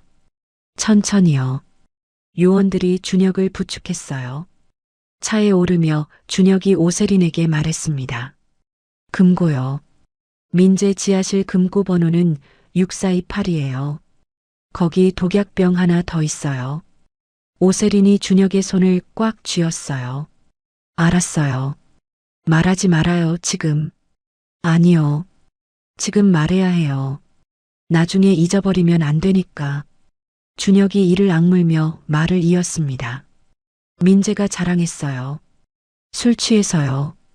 그 병이 2개였다고. 하나는 별장에 있었고 하나는 지하실에 있다고. 오세린은 박노식을 바라봤어요. 박노식이 고개를 끄덕였습니다. 차는 비밀병원으로 향했어요. 오세린은 준혁 옆에 앉아 그가 치료받는 동안 자리를 지켰습니다. 준혁이 마취 주사를 맞고 눈을 감기 직전에 말했어요. 주주총회 나도 갈게요. 안 돼요. 갈게요. 준혁 씨, 세린 씨. 준혁이 눈을 반쯤 감으며 말했습니다. 거기서 끝낼 거잖아요. 나도 있어야죠. 처음부터 같이 시작했는데. 오세린은 준혁의 얼굴을 바라봤어요. 눈이 완전히 감기며 준혁의 숨이 고르게 변했습니다. 오세리는 준혁의 손을 잡은 채 한참을 그 자리에 있었어요. 병실이 조용했습니다. 창밖으로 서울의 저녁이 내려앉고 있었죠. 오세리는 결전의 날을 손가락으로 꼽았습니다. 닷새가 남아 있었어요. 주주총회 전날 밤이었습니다. 안전가옥 작은 방에서 오세리는 거울 앞에 앉아 있었어요. 거울 속 얼굴은 낯설었습니다. 몇 주 사이에 광대뼈가 드러났고 눈밑이 거뭇했죠. 평소라면 아침마다 전담 메이크업 아티스트가 와서 1시간씩 공을 들였을 얼굴이었어요. 지금은 박노식이 구해온 단정한 검은 정장 한 벌과 화장품 몇 가지가 전부였습니다. 오세리는 파운데이션을 손등에 덜었어요. 그러다 멈췄습니다. 화장대 한켠에 놓인 작은 립스틱이 눈에 들어왔죠. 요양원에서 준혁이 시장에서 사온 것이었어요. 10,000원도 안 하는 분홍빛 립스틱이었습니다. 오세리는 그것을 집어들었어요. 뚜껑을 열었죠. 그리고 거울 속 자신의 입술에 천천히 발랐습니다. 비싼 수입 립스틱과는 달랐어요. 발색도 떨어지고 질감도 가벼웠죠. 그런데 이상하게도 이게 더 맞는 것 같았습니다. 문을 두드리는 소리가 났어요. 들어와요. 준혁이 문을 열고 들어왔습니다. 사흘 만에 많이 나아 보였어요. 눈가의 멍은 아직 남아 있었지만 눈빛은 돌아와 있었죠. 준혁은 오세린을 보다가 잠시 말을 멈췄습니다. 왜요? 오세린이 물었어요. 아니요. 잘 어울려요. 준혁이 괜히 시선을 돌리며 말했습니다. 오세린은 립스틱 뚜껑을 닫으며 일어섰어요. 내일 역할 다시 한번 확인해요. 준혁이 의자를 끌어당겨 앉으며 말했습니다. 저는 상조 직원들이랑 화환이랑 관 반입하는 거죠. 그 안에 박군이 준비한 영상 재생 장치가 들어가요. 박군이 호텔 전산망에 붙으면 제가 신호 보낼게요. 신호는요? 전화 한 통이요. 끊으면 바로 틀어요. 준혁이 고개를 끄덕였습니다. 차도연 씨는요? 총회 시작하면 민재 옆에 앉을 거예요. 민재가 의심하지 않게요. 그리고 제가 들어가는 순간 뒷문을 열어줄 거예요. 준혁은 잠시 생각하다가 물었어요. 두렵지 않아요. 오세린이 준혁을 봤습니다. 두렵죠? 짧고 담담한 대답이었어요. 근데 안 들어갈 수가 없어요. 준혁 씨가 저 때문에 저렇게 됐는데. 준혁이 멍든 눈가를 손으로 건드리며 피식 웃었습니다. 이거요. 이건 별거 아니에요. 별거 아닌 게 아니에요. 오세린이 조용히 말했어요. 두 사람은 잠시 말이 없었습니다. 준혁이 먼저 일어서며 말했어요. 복귀하면요. 오세린이 준혁을 바라봤습니다. 한성그룹 복지재단 맡아달라고 하셨잖아요. 전에. 그랬죠. 저 그거 못해요. 오세린이 눈썹을 올렸어요. 준혁이 뒷머리를 긁으며 말했습니다. 저는 그냥 상조일이 맞아요. 사람들 마지막 배웅하는 거요. 그게 저한테 맞는 자리예요. 오세린은 준혁을 한참 바라보다가 말했어요.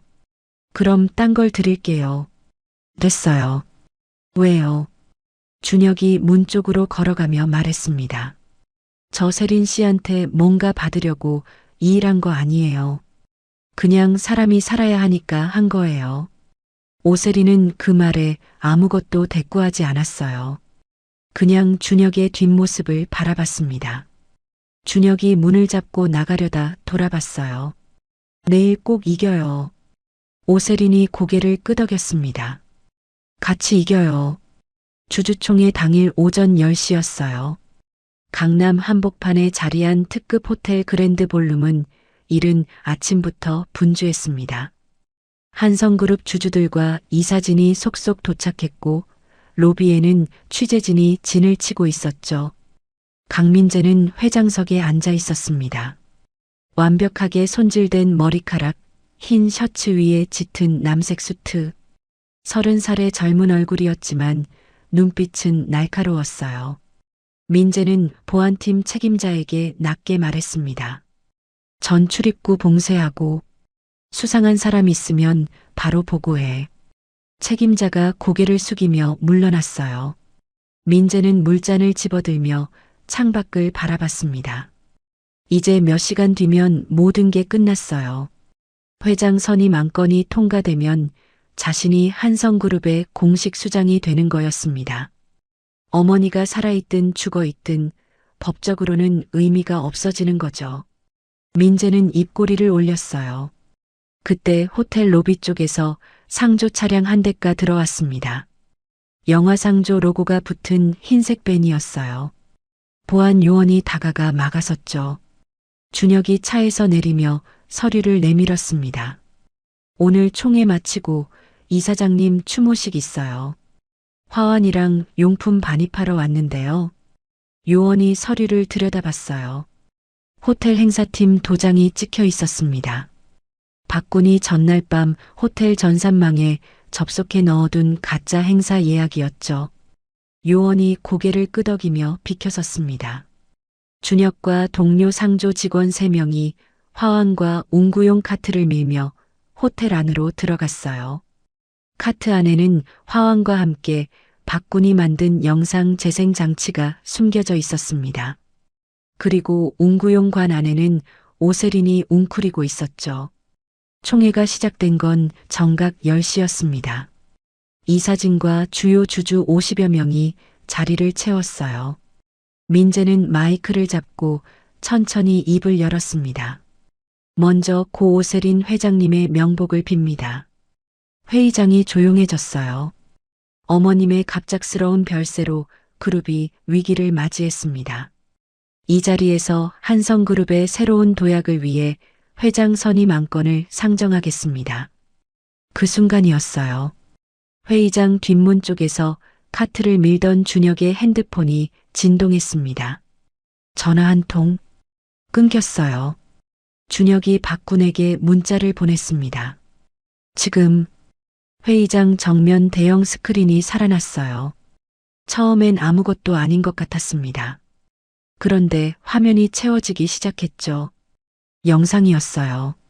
민재가 지하실 의자에 묶인 준혁 앞에 서 있었습니다. 화면 속 민재는 손에 주사기를 들고 있었어요. 그리고 말했죠. 어머니가 먹은 게 이거야. 깨끗하게 없애주는 거라고. 회의장이 술렁였습니다. 민재가 자리에서 일어섰어요. 방송 끄세요. 지금 당장. 하지만 화면은 꺼지지 않았습니다. 이번엔 화면이 바뀌었어요. 최유라와 민재가 주고받은 계약서가 화면을 가득 채웠습니다. 독살에 쓸 물질 구입 내역, 금액, 날짜. 그 다음엔 비자금 장부였어요. 200억이 넘는 숫자들이 주주들의 눈앞에 펼쳐졌습니다. 민재가 소리쳤어요. 다 조작이에요.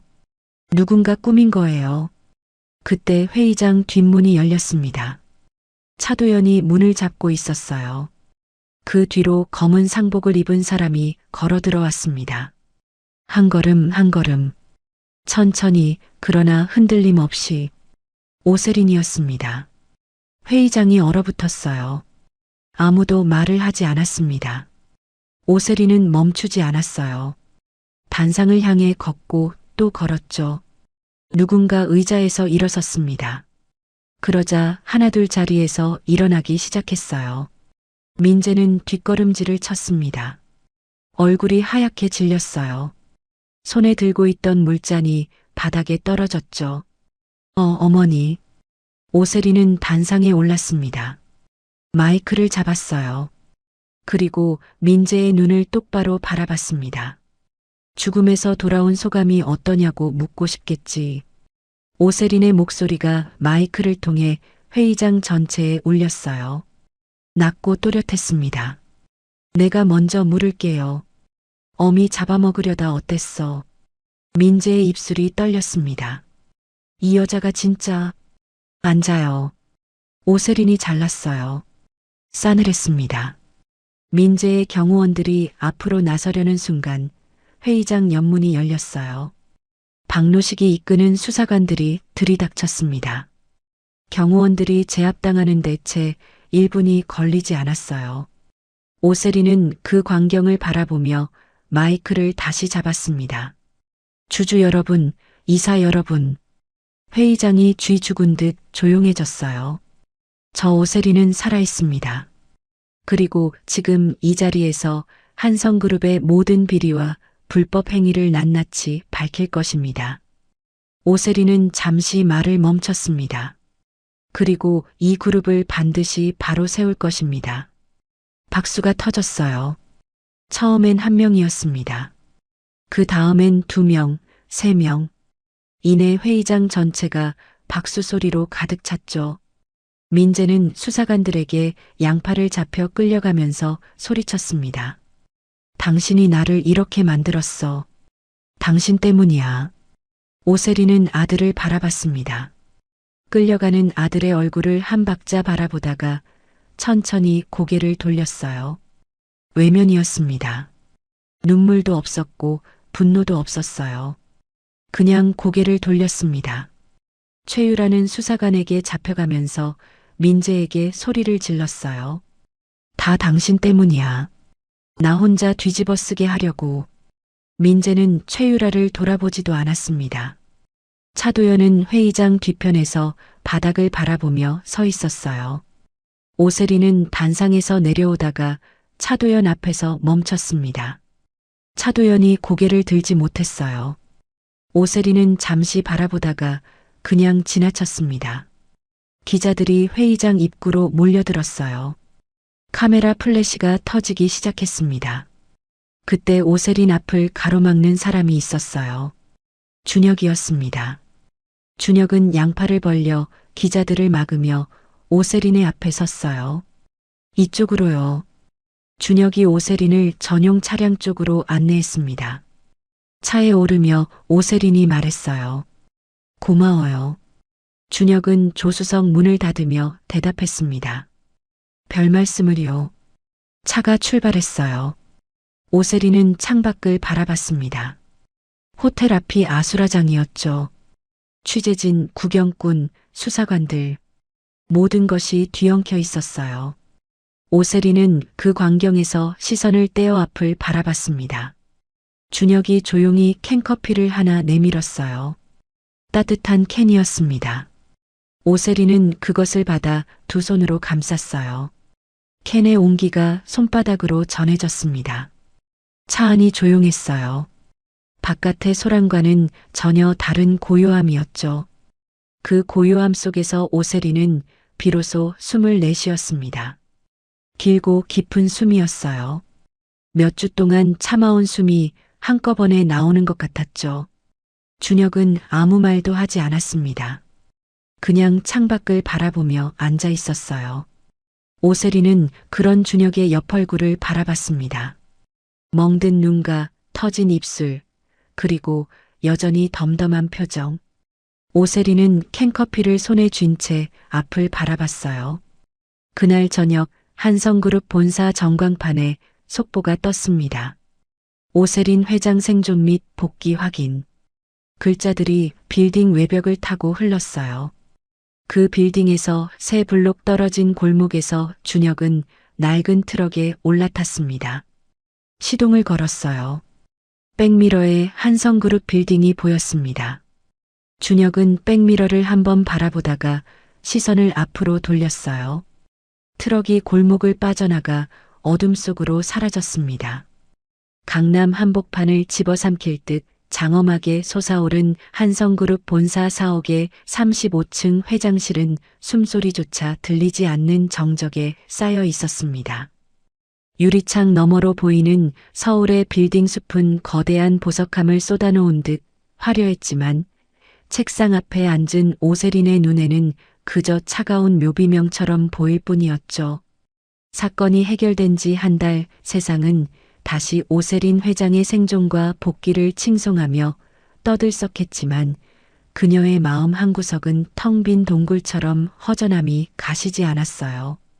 정갈하게 빗어넘긴 머리와 맞춤 제작한 실크 정장이 예전의 권위를 되찾아 주었지만 오세리는 자꾸만 자신의 손목을 만지작거렸습니다. 그곳에는 수천만 원짜리 명품 시계 대신 한준혁이 시장통에서 골라주었던 10,000원짜리 알록달록한 구슬 팔찌가 여전히 채워져 있었죠. 그때 조심스럽게 문이 열리며 새로 부임한 비서가 서류 봉투 하나를 들고 들어와 깊게 허리를 숙였습니다. 회장님 말씀하신 대로 한준혁 씨의 거처로 사람을 보내 확인했습니다. 오세린이 서류에서 눈을 떼지 않은 채 낮은 목소리로 물었어요. 그래요. 그 사람은 어떻게 지내고 있던가요? 내가 보낸 물건들은 전해줬겠죠? 비서가 곤란한 표정으로 서류 봉투에서 차 키와 아파트 등기 권리증을 꺼내 책상 위에 내려놓으며 대답했습니다. 보내신 승용차와 강남의 아파트, 그리고 사례금 전액이 그대로 반송되었습니다. 한준혁 씨께서 이건 제가 있을 자리가 아닙니다라는 짧은 메모만 남기시고는 다시 상조회사로 출근하신다고 하더군요. 오세린이 쓴웃음을 지으며 펜을 내려놓았습니다. 가슴 한쪽이 아릿하게 저려오는 것을 느끼며 그녀가 창밖에 먼 하늘을 바라보며 혼잣말처럼 중얼거렸죠. 그럴 줄 알았어요. 그 사람은 죽어도 자기 자리를 지키는 사람이니까요. 나가봐요. 혼자 있고 싶네요. 비서가 나간 뒤 오세리는 화려한 회장실을 천천히 둘러보았습니다. 이곳을 지키기 위해 평생을 싸웠고 아들까지 괴물로 만들며 지켜온 자리였지만 이제는 이곳이 세상에서 가장 화려한 감옥처럼 느껴졌어요. 오세리는 결심한 듯 자리에서 일어나 아들이 수감된 서울구치소로 차를 몰았습니다. 차가운 유리창 너머로 푸른색 수의를 입고 나타난 강민재는 한 달 전에 섰을 퍼런 기세는 온데간데 없고 퀭한 눈동자로 어머니를 바라보았죠. 강민재가 떨리는 손으로 수화기를 들자 오세린도 천천히 수화기를 귀에 가져다 댔습니다. 민재야, 밥은 거르지 않고 먹고 있니? 오세린이 갈라진 목소리로 묻자 강민재가 고개를 푹 숙인 채 어깨를 들먹이며 대답했습니다. 어머니, 제가 죽을 죄를 지었습니다. 그때는 정말 권력에 눈이 멀어 제정신이 아니었어요. 최유라가 옆에서 자꾸 부추기니까 어머니만 없으면 다 제 세상이 될 줄 알았어요. 오세린이 유리창에 손을 얹으며 아들의 말을 가로막았습니다. 아니다, 민재야. 너를 그렇게 만든 건 나다. 너를 안아주는 법보다 이기는 법을 먼저 가르치고 돈이 세상의 전부라고 믿게 만든 이 어미의 죄가 더 크단다. 너를 괴물로 키운 내가 무슨 할 말이 있겠니? 강민재가 유리창 너머에서 처절하게 울음을 터뜨리며 소리쳤습니다. 어머니, 저 무서워요. 사람들이 다 저를 욕하는 것 같아요. 전 이제 어떻게 살아야 하나요? 오세린이 눈물을 삼키며 단호하지만 따뜻한 목소리로 아들을 다독였어요. 죗값 다 치르고 나오너라. 그때는 한성그룹 부회장이 아니라 내 아들 강민재로 다시 시작하자꾸나. 엄마가 기다리고 있을게. 네가 돌아올 작은 집을 마련해 두마. 구치소를 나온 오세리는 수행 비서들에게 퇴근을 명령하고 직접 운전대를 잡았습니다. 그녀가 향한 곳은 서울 외곽의 어느 낡은 장례식장 주차장이었죠. 검은색 운구 차량들이 늘어선 그곳에서 오세리는 땀을 흘리며 무연고 고인의 낡은 관을 옮기고 있는 한준혁을 발견했습니다. 오세리는 차에서 내리지 않은 채 멀리서 그 광경을 지켜보았어요. 한준혁은 가족 하나 없는 고인의 관 앞에 서서 모자를 벗고 깊게 허리를 숙여 목례를 올렸습니다. 투박하고 두꺼운 손으로 관에 쌓인 먼지를 정성스럽게 닦아내는 그의 뒷모습에서 오세리는 자신이 평생 보지 못했던 진정한 위험을 발견했죠. 수조원의 자산을 굴리던 자신의 손보다 시신의 차가운 손을 잡아 수의를 입히는 저 남자의 손이 훨씬 따뜻하고 가치 있다는 사실을 깨달은 것이에요. 오세리는 그 길로 본사로 돌아와 긴급 이사회를 소집했습니다. 임시 이사회장에 모인 주주들과 이사들은 오세린의 갑작스러운 소집에 의아한 표정으로 서로 눈치를 살피고 있었죠. 단상에 오른 오세린이 마이크를 잡고 잠시 숨을 고르더니 장내를 압도하는 목소리로 발표를 시작했습니다. 이사 여러분, 그리고 주주 여러분. 저는 오늘 이 자리에서 한성그룹 회장직 사퇴와 전문 경영인 체제 도입을 선언합니다. 객석에서 경악 섞인 탄성이 터져 나왔지만 오세리는 흔들림 없이 말을 이어나갔습니다. 제 보유 지분 절반은 무연고 사망자와 사각지대에 놓인 노인들을 위한 장례 지원 재단에 기부하겠습니다. 저는 이제 오세린 회장이라는 무거운 갑옷을 벗고 평범한 한 사람으로 살아가고자 합니다. 그동안 제 독선과 아집을 견뎌주셔서 감사했습니다. 이사회를 마친 오세리는 홀가분한 표정으로 비서실에 들러 개인 물품이 담긴 작은 박스 하나만을 챙겨 회장실을 나왔습니다. 엘리베이터 거울에 비친 자신의 모습은 예전보다 훨씬 작아 보였지만 눈빛만은 그 어느 때보다 맑게 빛나고 있었죠.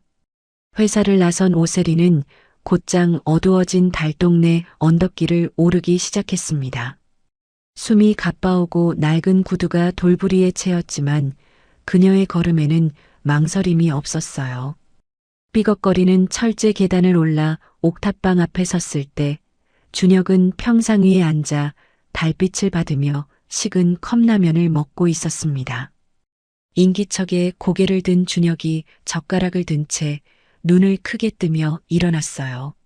아니, 회장님이 이 시간에 여긴 웬일이십니까?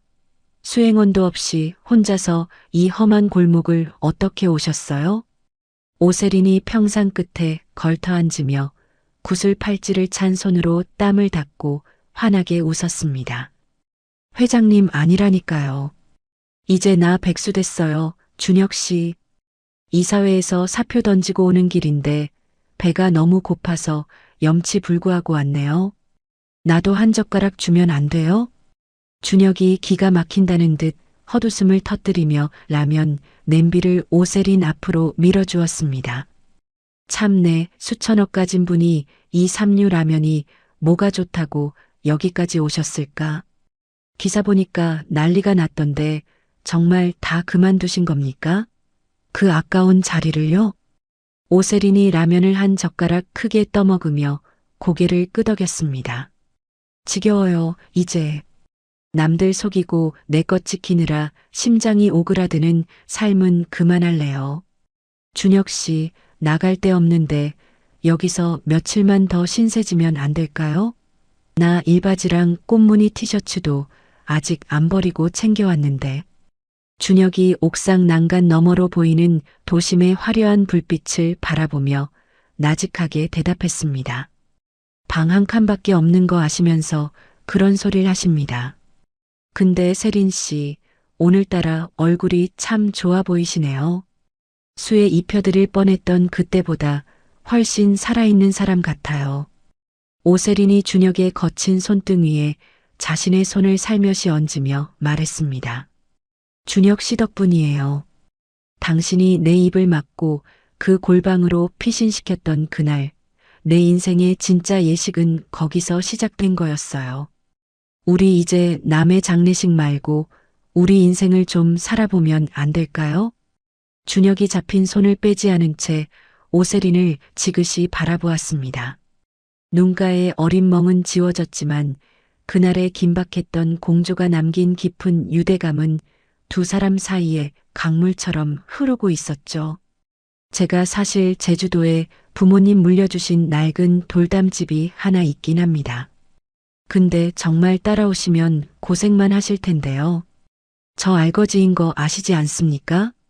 오세린이 준혁의 어깨에 머리를 살포시 기대며 행복한 듯 눈을 감았습니다. 나도 이제 알거지예요. 그냥 세린 씨라니까요. 당신이랑 있으면 곰팡이 냄새 나는 방에서도 숨이 잘 쉬어져요. 준혁 씨, 우리 제주도 가요. 거기서 당신은 죽은 이들을 배웅하고 나는 살아있는 사람들을 돌보며 그렇게 살아요. 달빛 아래 두 사람의 그림자가 길게 옥탑방 평상 위에 겹쳐졌습니다. 저 아래 휘황찬란한 서울의 불빛은 더 이상 그들에게 유혹이 되지 못했죠. 오세리는 비로소 자신의 진짜 자리를 찾았다는 안도감에 준혁의 손을 더 꽉 쥐었습니다. 그 투박하고 거친 손의 온기가 차가웠던 재벌 회장의 심장을 뜨겁게 녹여주고 있었어요. 인생의 후반전, 진짜 나를 찾아 떠나는 항해의 닻이 이 낡은 옥탑방에서 다시 한번 올라가는 순간이었습니다. 두 사람은 밤이 깊어가는 줄도 모르고 옥상에 앉아 제주도에서 키울 수국 이야기와 무연고 노인들을 위한 재단 이야기를 나누었습니다. 한때 원수였고 한때 낯선 이방인이었던 두 사람은 이제 서로의 빈틈을 메워주는 세상에서 가장 단단한 끈으로 묶여 있었죠. 오세리는 옥탑방을 나서며 자신의 일기장에 적어둔 문구를 떠올렸습니다. 가장 화려한 죽음의 예식장에서 나는 진짜 삶을 선물 받았다고 말이죠. 이제 그녀 앞에는 이름뿐인 권력이 아닌 한 사람의 진심 어린 사랑과 따뜻한 밥상이 기다리고 있는 새로운 세상이 열리고 있었습니다. 제주도 동쪽 끝자락 거친 바닷바람이 실어오는 소금기 섞인 공기가 코끝을 간지리는 이른 아침이었습니다. 짙은 푸른색을 띠던 바다가 아침 햇살을 받아 금가루를 뿌린 듯 반짝이기 시작하자 돌잠 너머 작은 마당도 활기를 띠기 시작했죠. 낮은 처마 아래 옹기종기 모여있는 화분들 사이로 한때 대한민국 재계를 호령하던 오세린이 편안한 린넨 원피스 차림으로 허리를 숙이고 있었습니다. 그녀의 손에는 화려한 결제 서류 대신 낡은 물뿌리개가 들려 있었고 손목에는 한준혁이 선물했던 알록달록한 구슬 팔찌가 햇빛을 받아 투명하게 빛나고 있었어요. 수국 잎사귀에 맺힌 이슬을 조심스럽게 털어내며 오세린이 낮게 의조리듯 혼잣말을 건넸습니다. 너희도 간밤에 바람 때문에 고생 많았지? 그래도 이렇게 예쁘게 꽃을 피워주니 참 고맙구나. 마당 한편에서 낡은 경운기 엔진을 만지고 있던 한준혁이 장갑을 벗으며 고개를 들었습니다. 그의 얼굴에는 옥탑방 시절보다 훨씬 깊고 편안한 웃음주름이 자리 잡고 있었고 구릿빛으로 그을린 피부가 건강한 생명력을 뿜어내고 있었죠. 준혁이 기름때 묻은 수건으로 이마에 땀을 닦으며 오세린에게 다가와 넉살 좋게 말을 붙였습니다. 세린 씨, 그 꽃들한테 말 거는 버릇은 여전하네요. 수국이 대답이라도 하던가요? 이제 그만하고 들어와서 아침 먹어요. 오늘 이장님 댁 고조할머님 댁에 상조 상담 가기로 했잖아요. 오세린이 허리를 펴고 환하게 웃으며 준혁의 곁으로 다가갔습니다. 한성그룹 회장실의 얼음 같던 미소는 온데간데 없고 그 자리에는 나이 들어가는 것을 기꺼이 받아들인 중년 여성의 평온함이 가득했죠. 상담이라기보다 그냥 어르신 말동무 해드리러 가는 거죠 뭐. 준혁 씨는 벌써 나갈 채비 다 마친 모양이네요. 저기 차고에 있는 관이랑 수의는 어제 다 정리해뒀어요. 두 사람은 마당 평상에 마주 앉아 갓 따온 보말을 넣고 끓인 죽을 나누어 먹기 시작했습니다. 화려한 호텔 조식이나 수십만 원짜리 정식은 아니었지만 바다 냄새가 물씬 풍기는 이 소박한 밥상이 오세린에게는 세상 그 무엇보다 귀한 성찬이었어요. 죽 한 숟가락을 크게 떠 입에 넣은 오세린이 감탄 섞인 목소리로 준혁을 바라봤습니다. 준혁 씨 손맛은 정말 알아줘야 한다니까요. 이 보말 죽 한 그릇이면 서울에서 먹던 보양 열첩보다 나은 것 같아요. 신기하죠? 그렇게 좋은 걸 먹어도 늘 속이 더부룩했는데 여기선 뭘 먹어도 참 편하네요. 준혁이 쑥스러운 듯 머리를 극적이며 대답했습니다. 그게 다 마음이 편해서 그런 겁니다. 예전에는 독이 든 비타민까지 의심하며 사셨으니 오죽하셨겠어요. 이제는 누구 눈치 볼 일도 없고 우리 둘이서 이렇게 마음 편히 있으면 그게 진짜 보약인 거죠. 식사를 마친 두 사람은 인생 노트라는 소박한 간판이 걸린 민박집 겸 상조 상담소로 향했습니다.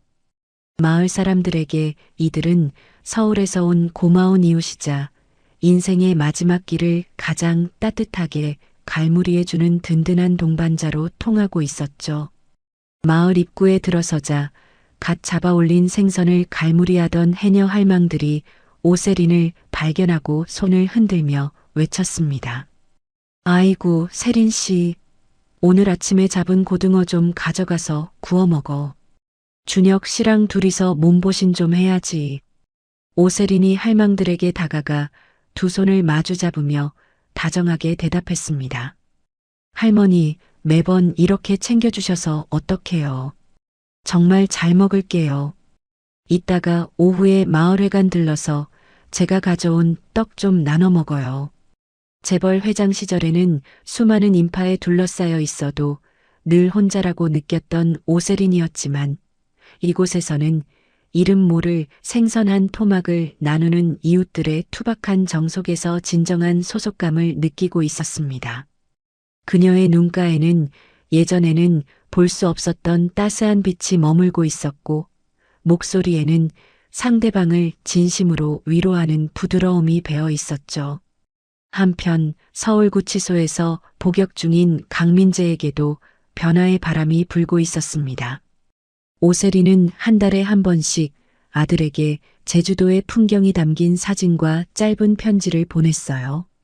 어느 날 오후 면회실 유리창 너머로 마주한 강민재는 예전의 날선 기운은 사라지고 조금은 차분해진 모습으로 어머니를 기다리고 있었습니다.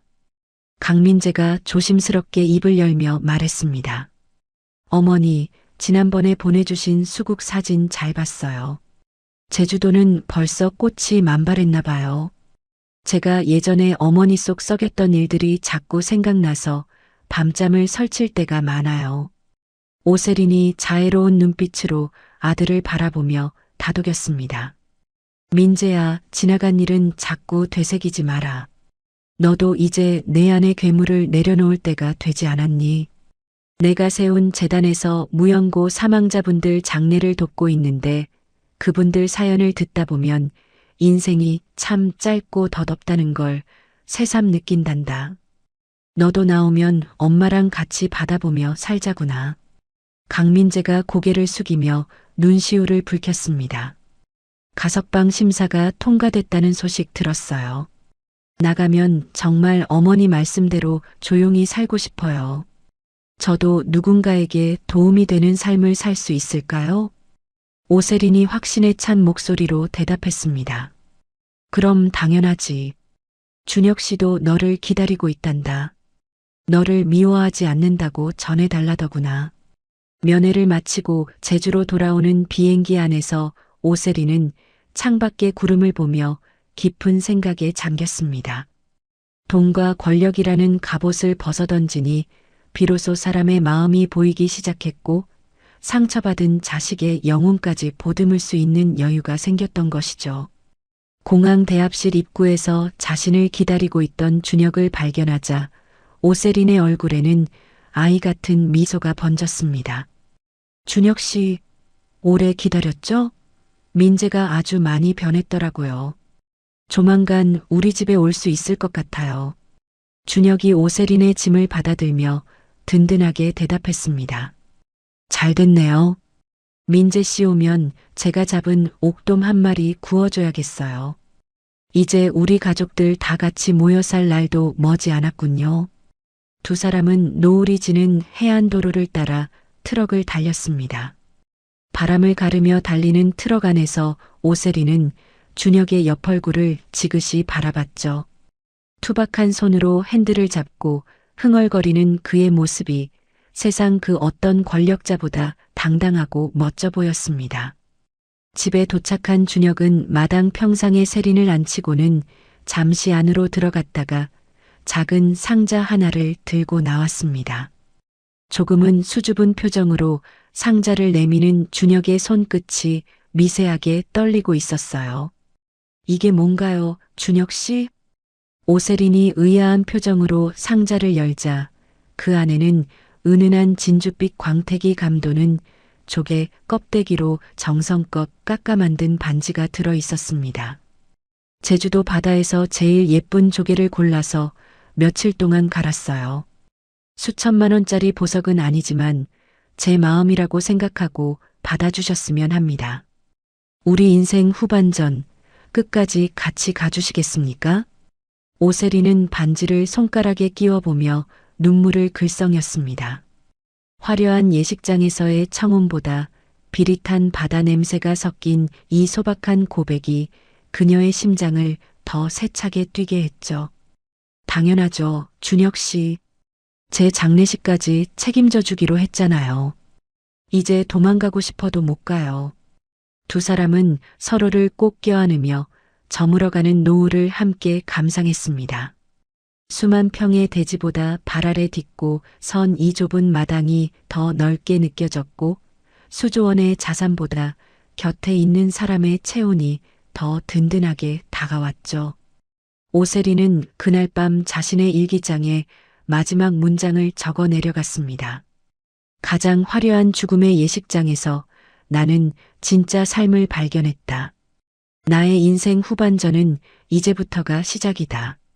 바람이 창문을 두드리고 파도 소리가 자장가처럼 들려오는 제주의 밤, 두 사람은 비로소 깊고 평온한 잠에 들 수 있었습니다. 이제 더 이상 독이 든 비타민을 걱정할 필요도 누군가의 배신을 경계할 필요도 없는 세상에서 말이죠.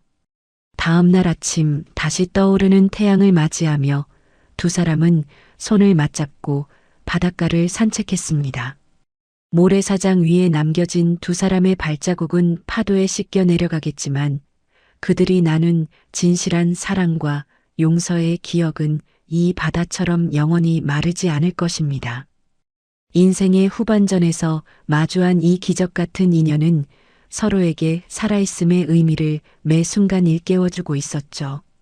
폭풍우를 겪고 난 뒤에야 비로소 평화로운 바다의 소중함을 알게 된 두 사람의 항해는 앞으로도 계속될 것입니다. 가장 평범한 오늘이 가장 빛나는 순간임을 깨달은 그들의 얼굴에는 이제 그늘 하나 없는 맑은 햇살만이 가득 머물고 있었습니다. 가장 화려한 장례식장에서 죽음의 문턱을 넘어 비로소 진짜 삶을 찾은 오세린 회장의 이야기 어떻게 들으셨나요? 수조 원의 자산을 손에 쥐었을 때는 결코 알 수 없었던 행복을 그녀는 낡은 옥탑방의 컵라면 한 그릇과 제주도 바닷가의 시원한 바람 속에서 찾아냈습니다. 곁에 있는 사람의 체온이 세상 그 어떤 권력보다 든든하다는 사실을 깨닫기까지 참으로 멀고도 험한 길을 돌아왔죠. 우리네 인생도 이와 다르지 않은 것 같습니다. 남들에게 보여주기 위한 화려한 겉모습보다 오늘 하루 내가 마주하는 소박한 밥상과 곁을 지켜주는 소중한 사람들의 진심이 우리를 진정으로 살게 하는 힘이 아닐까요? 벼랑 끝에서도 포기하지 않았던 그녀처럼 혹시 지금 어려운 시기를 지나고 계신 분이 있다면 오늘 이 사연이 작은 위로와 희망의 씨앗이 되었기를 진심으로 바랍니다. 비워야 채워지고 내려놓아야 비로소 보이는 인생의 참된 가치를 우리 모두 마음속에 간직하며 오늘 하루도 평안하시길 바랍니다. 이야기를 끝까지 들어주신 분이 계시다면 잘 들었다고 댓글 하나만 남겨주세요. 감사합니다. 선생님의 가정에 항상 행복이 가득하시고 건강하시길 바랍니다.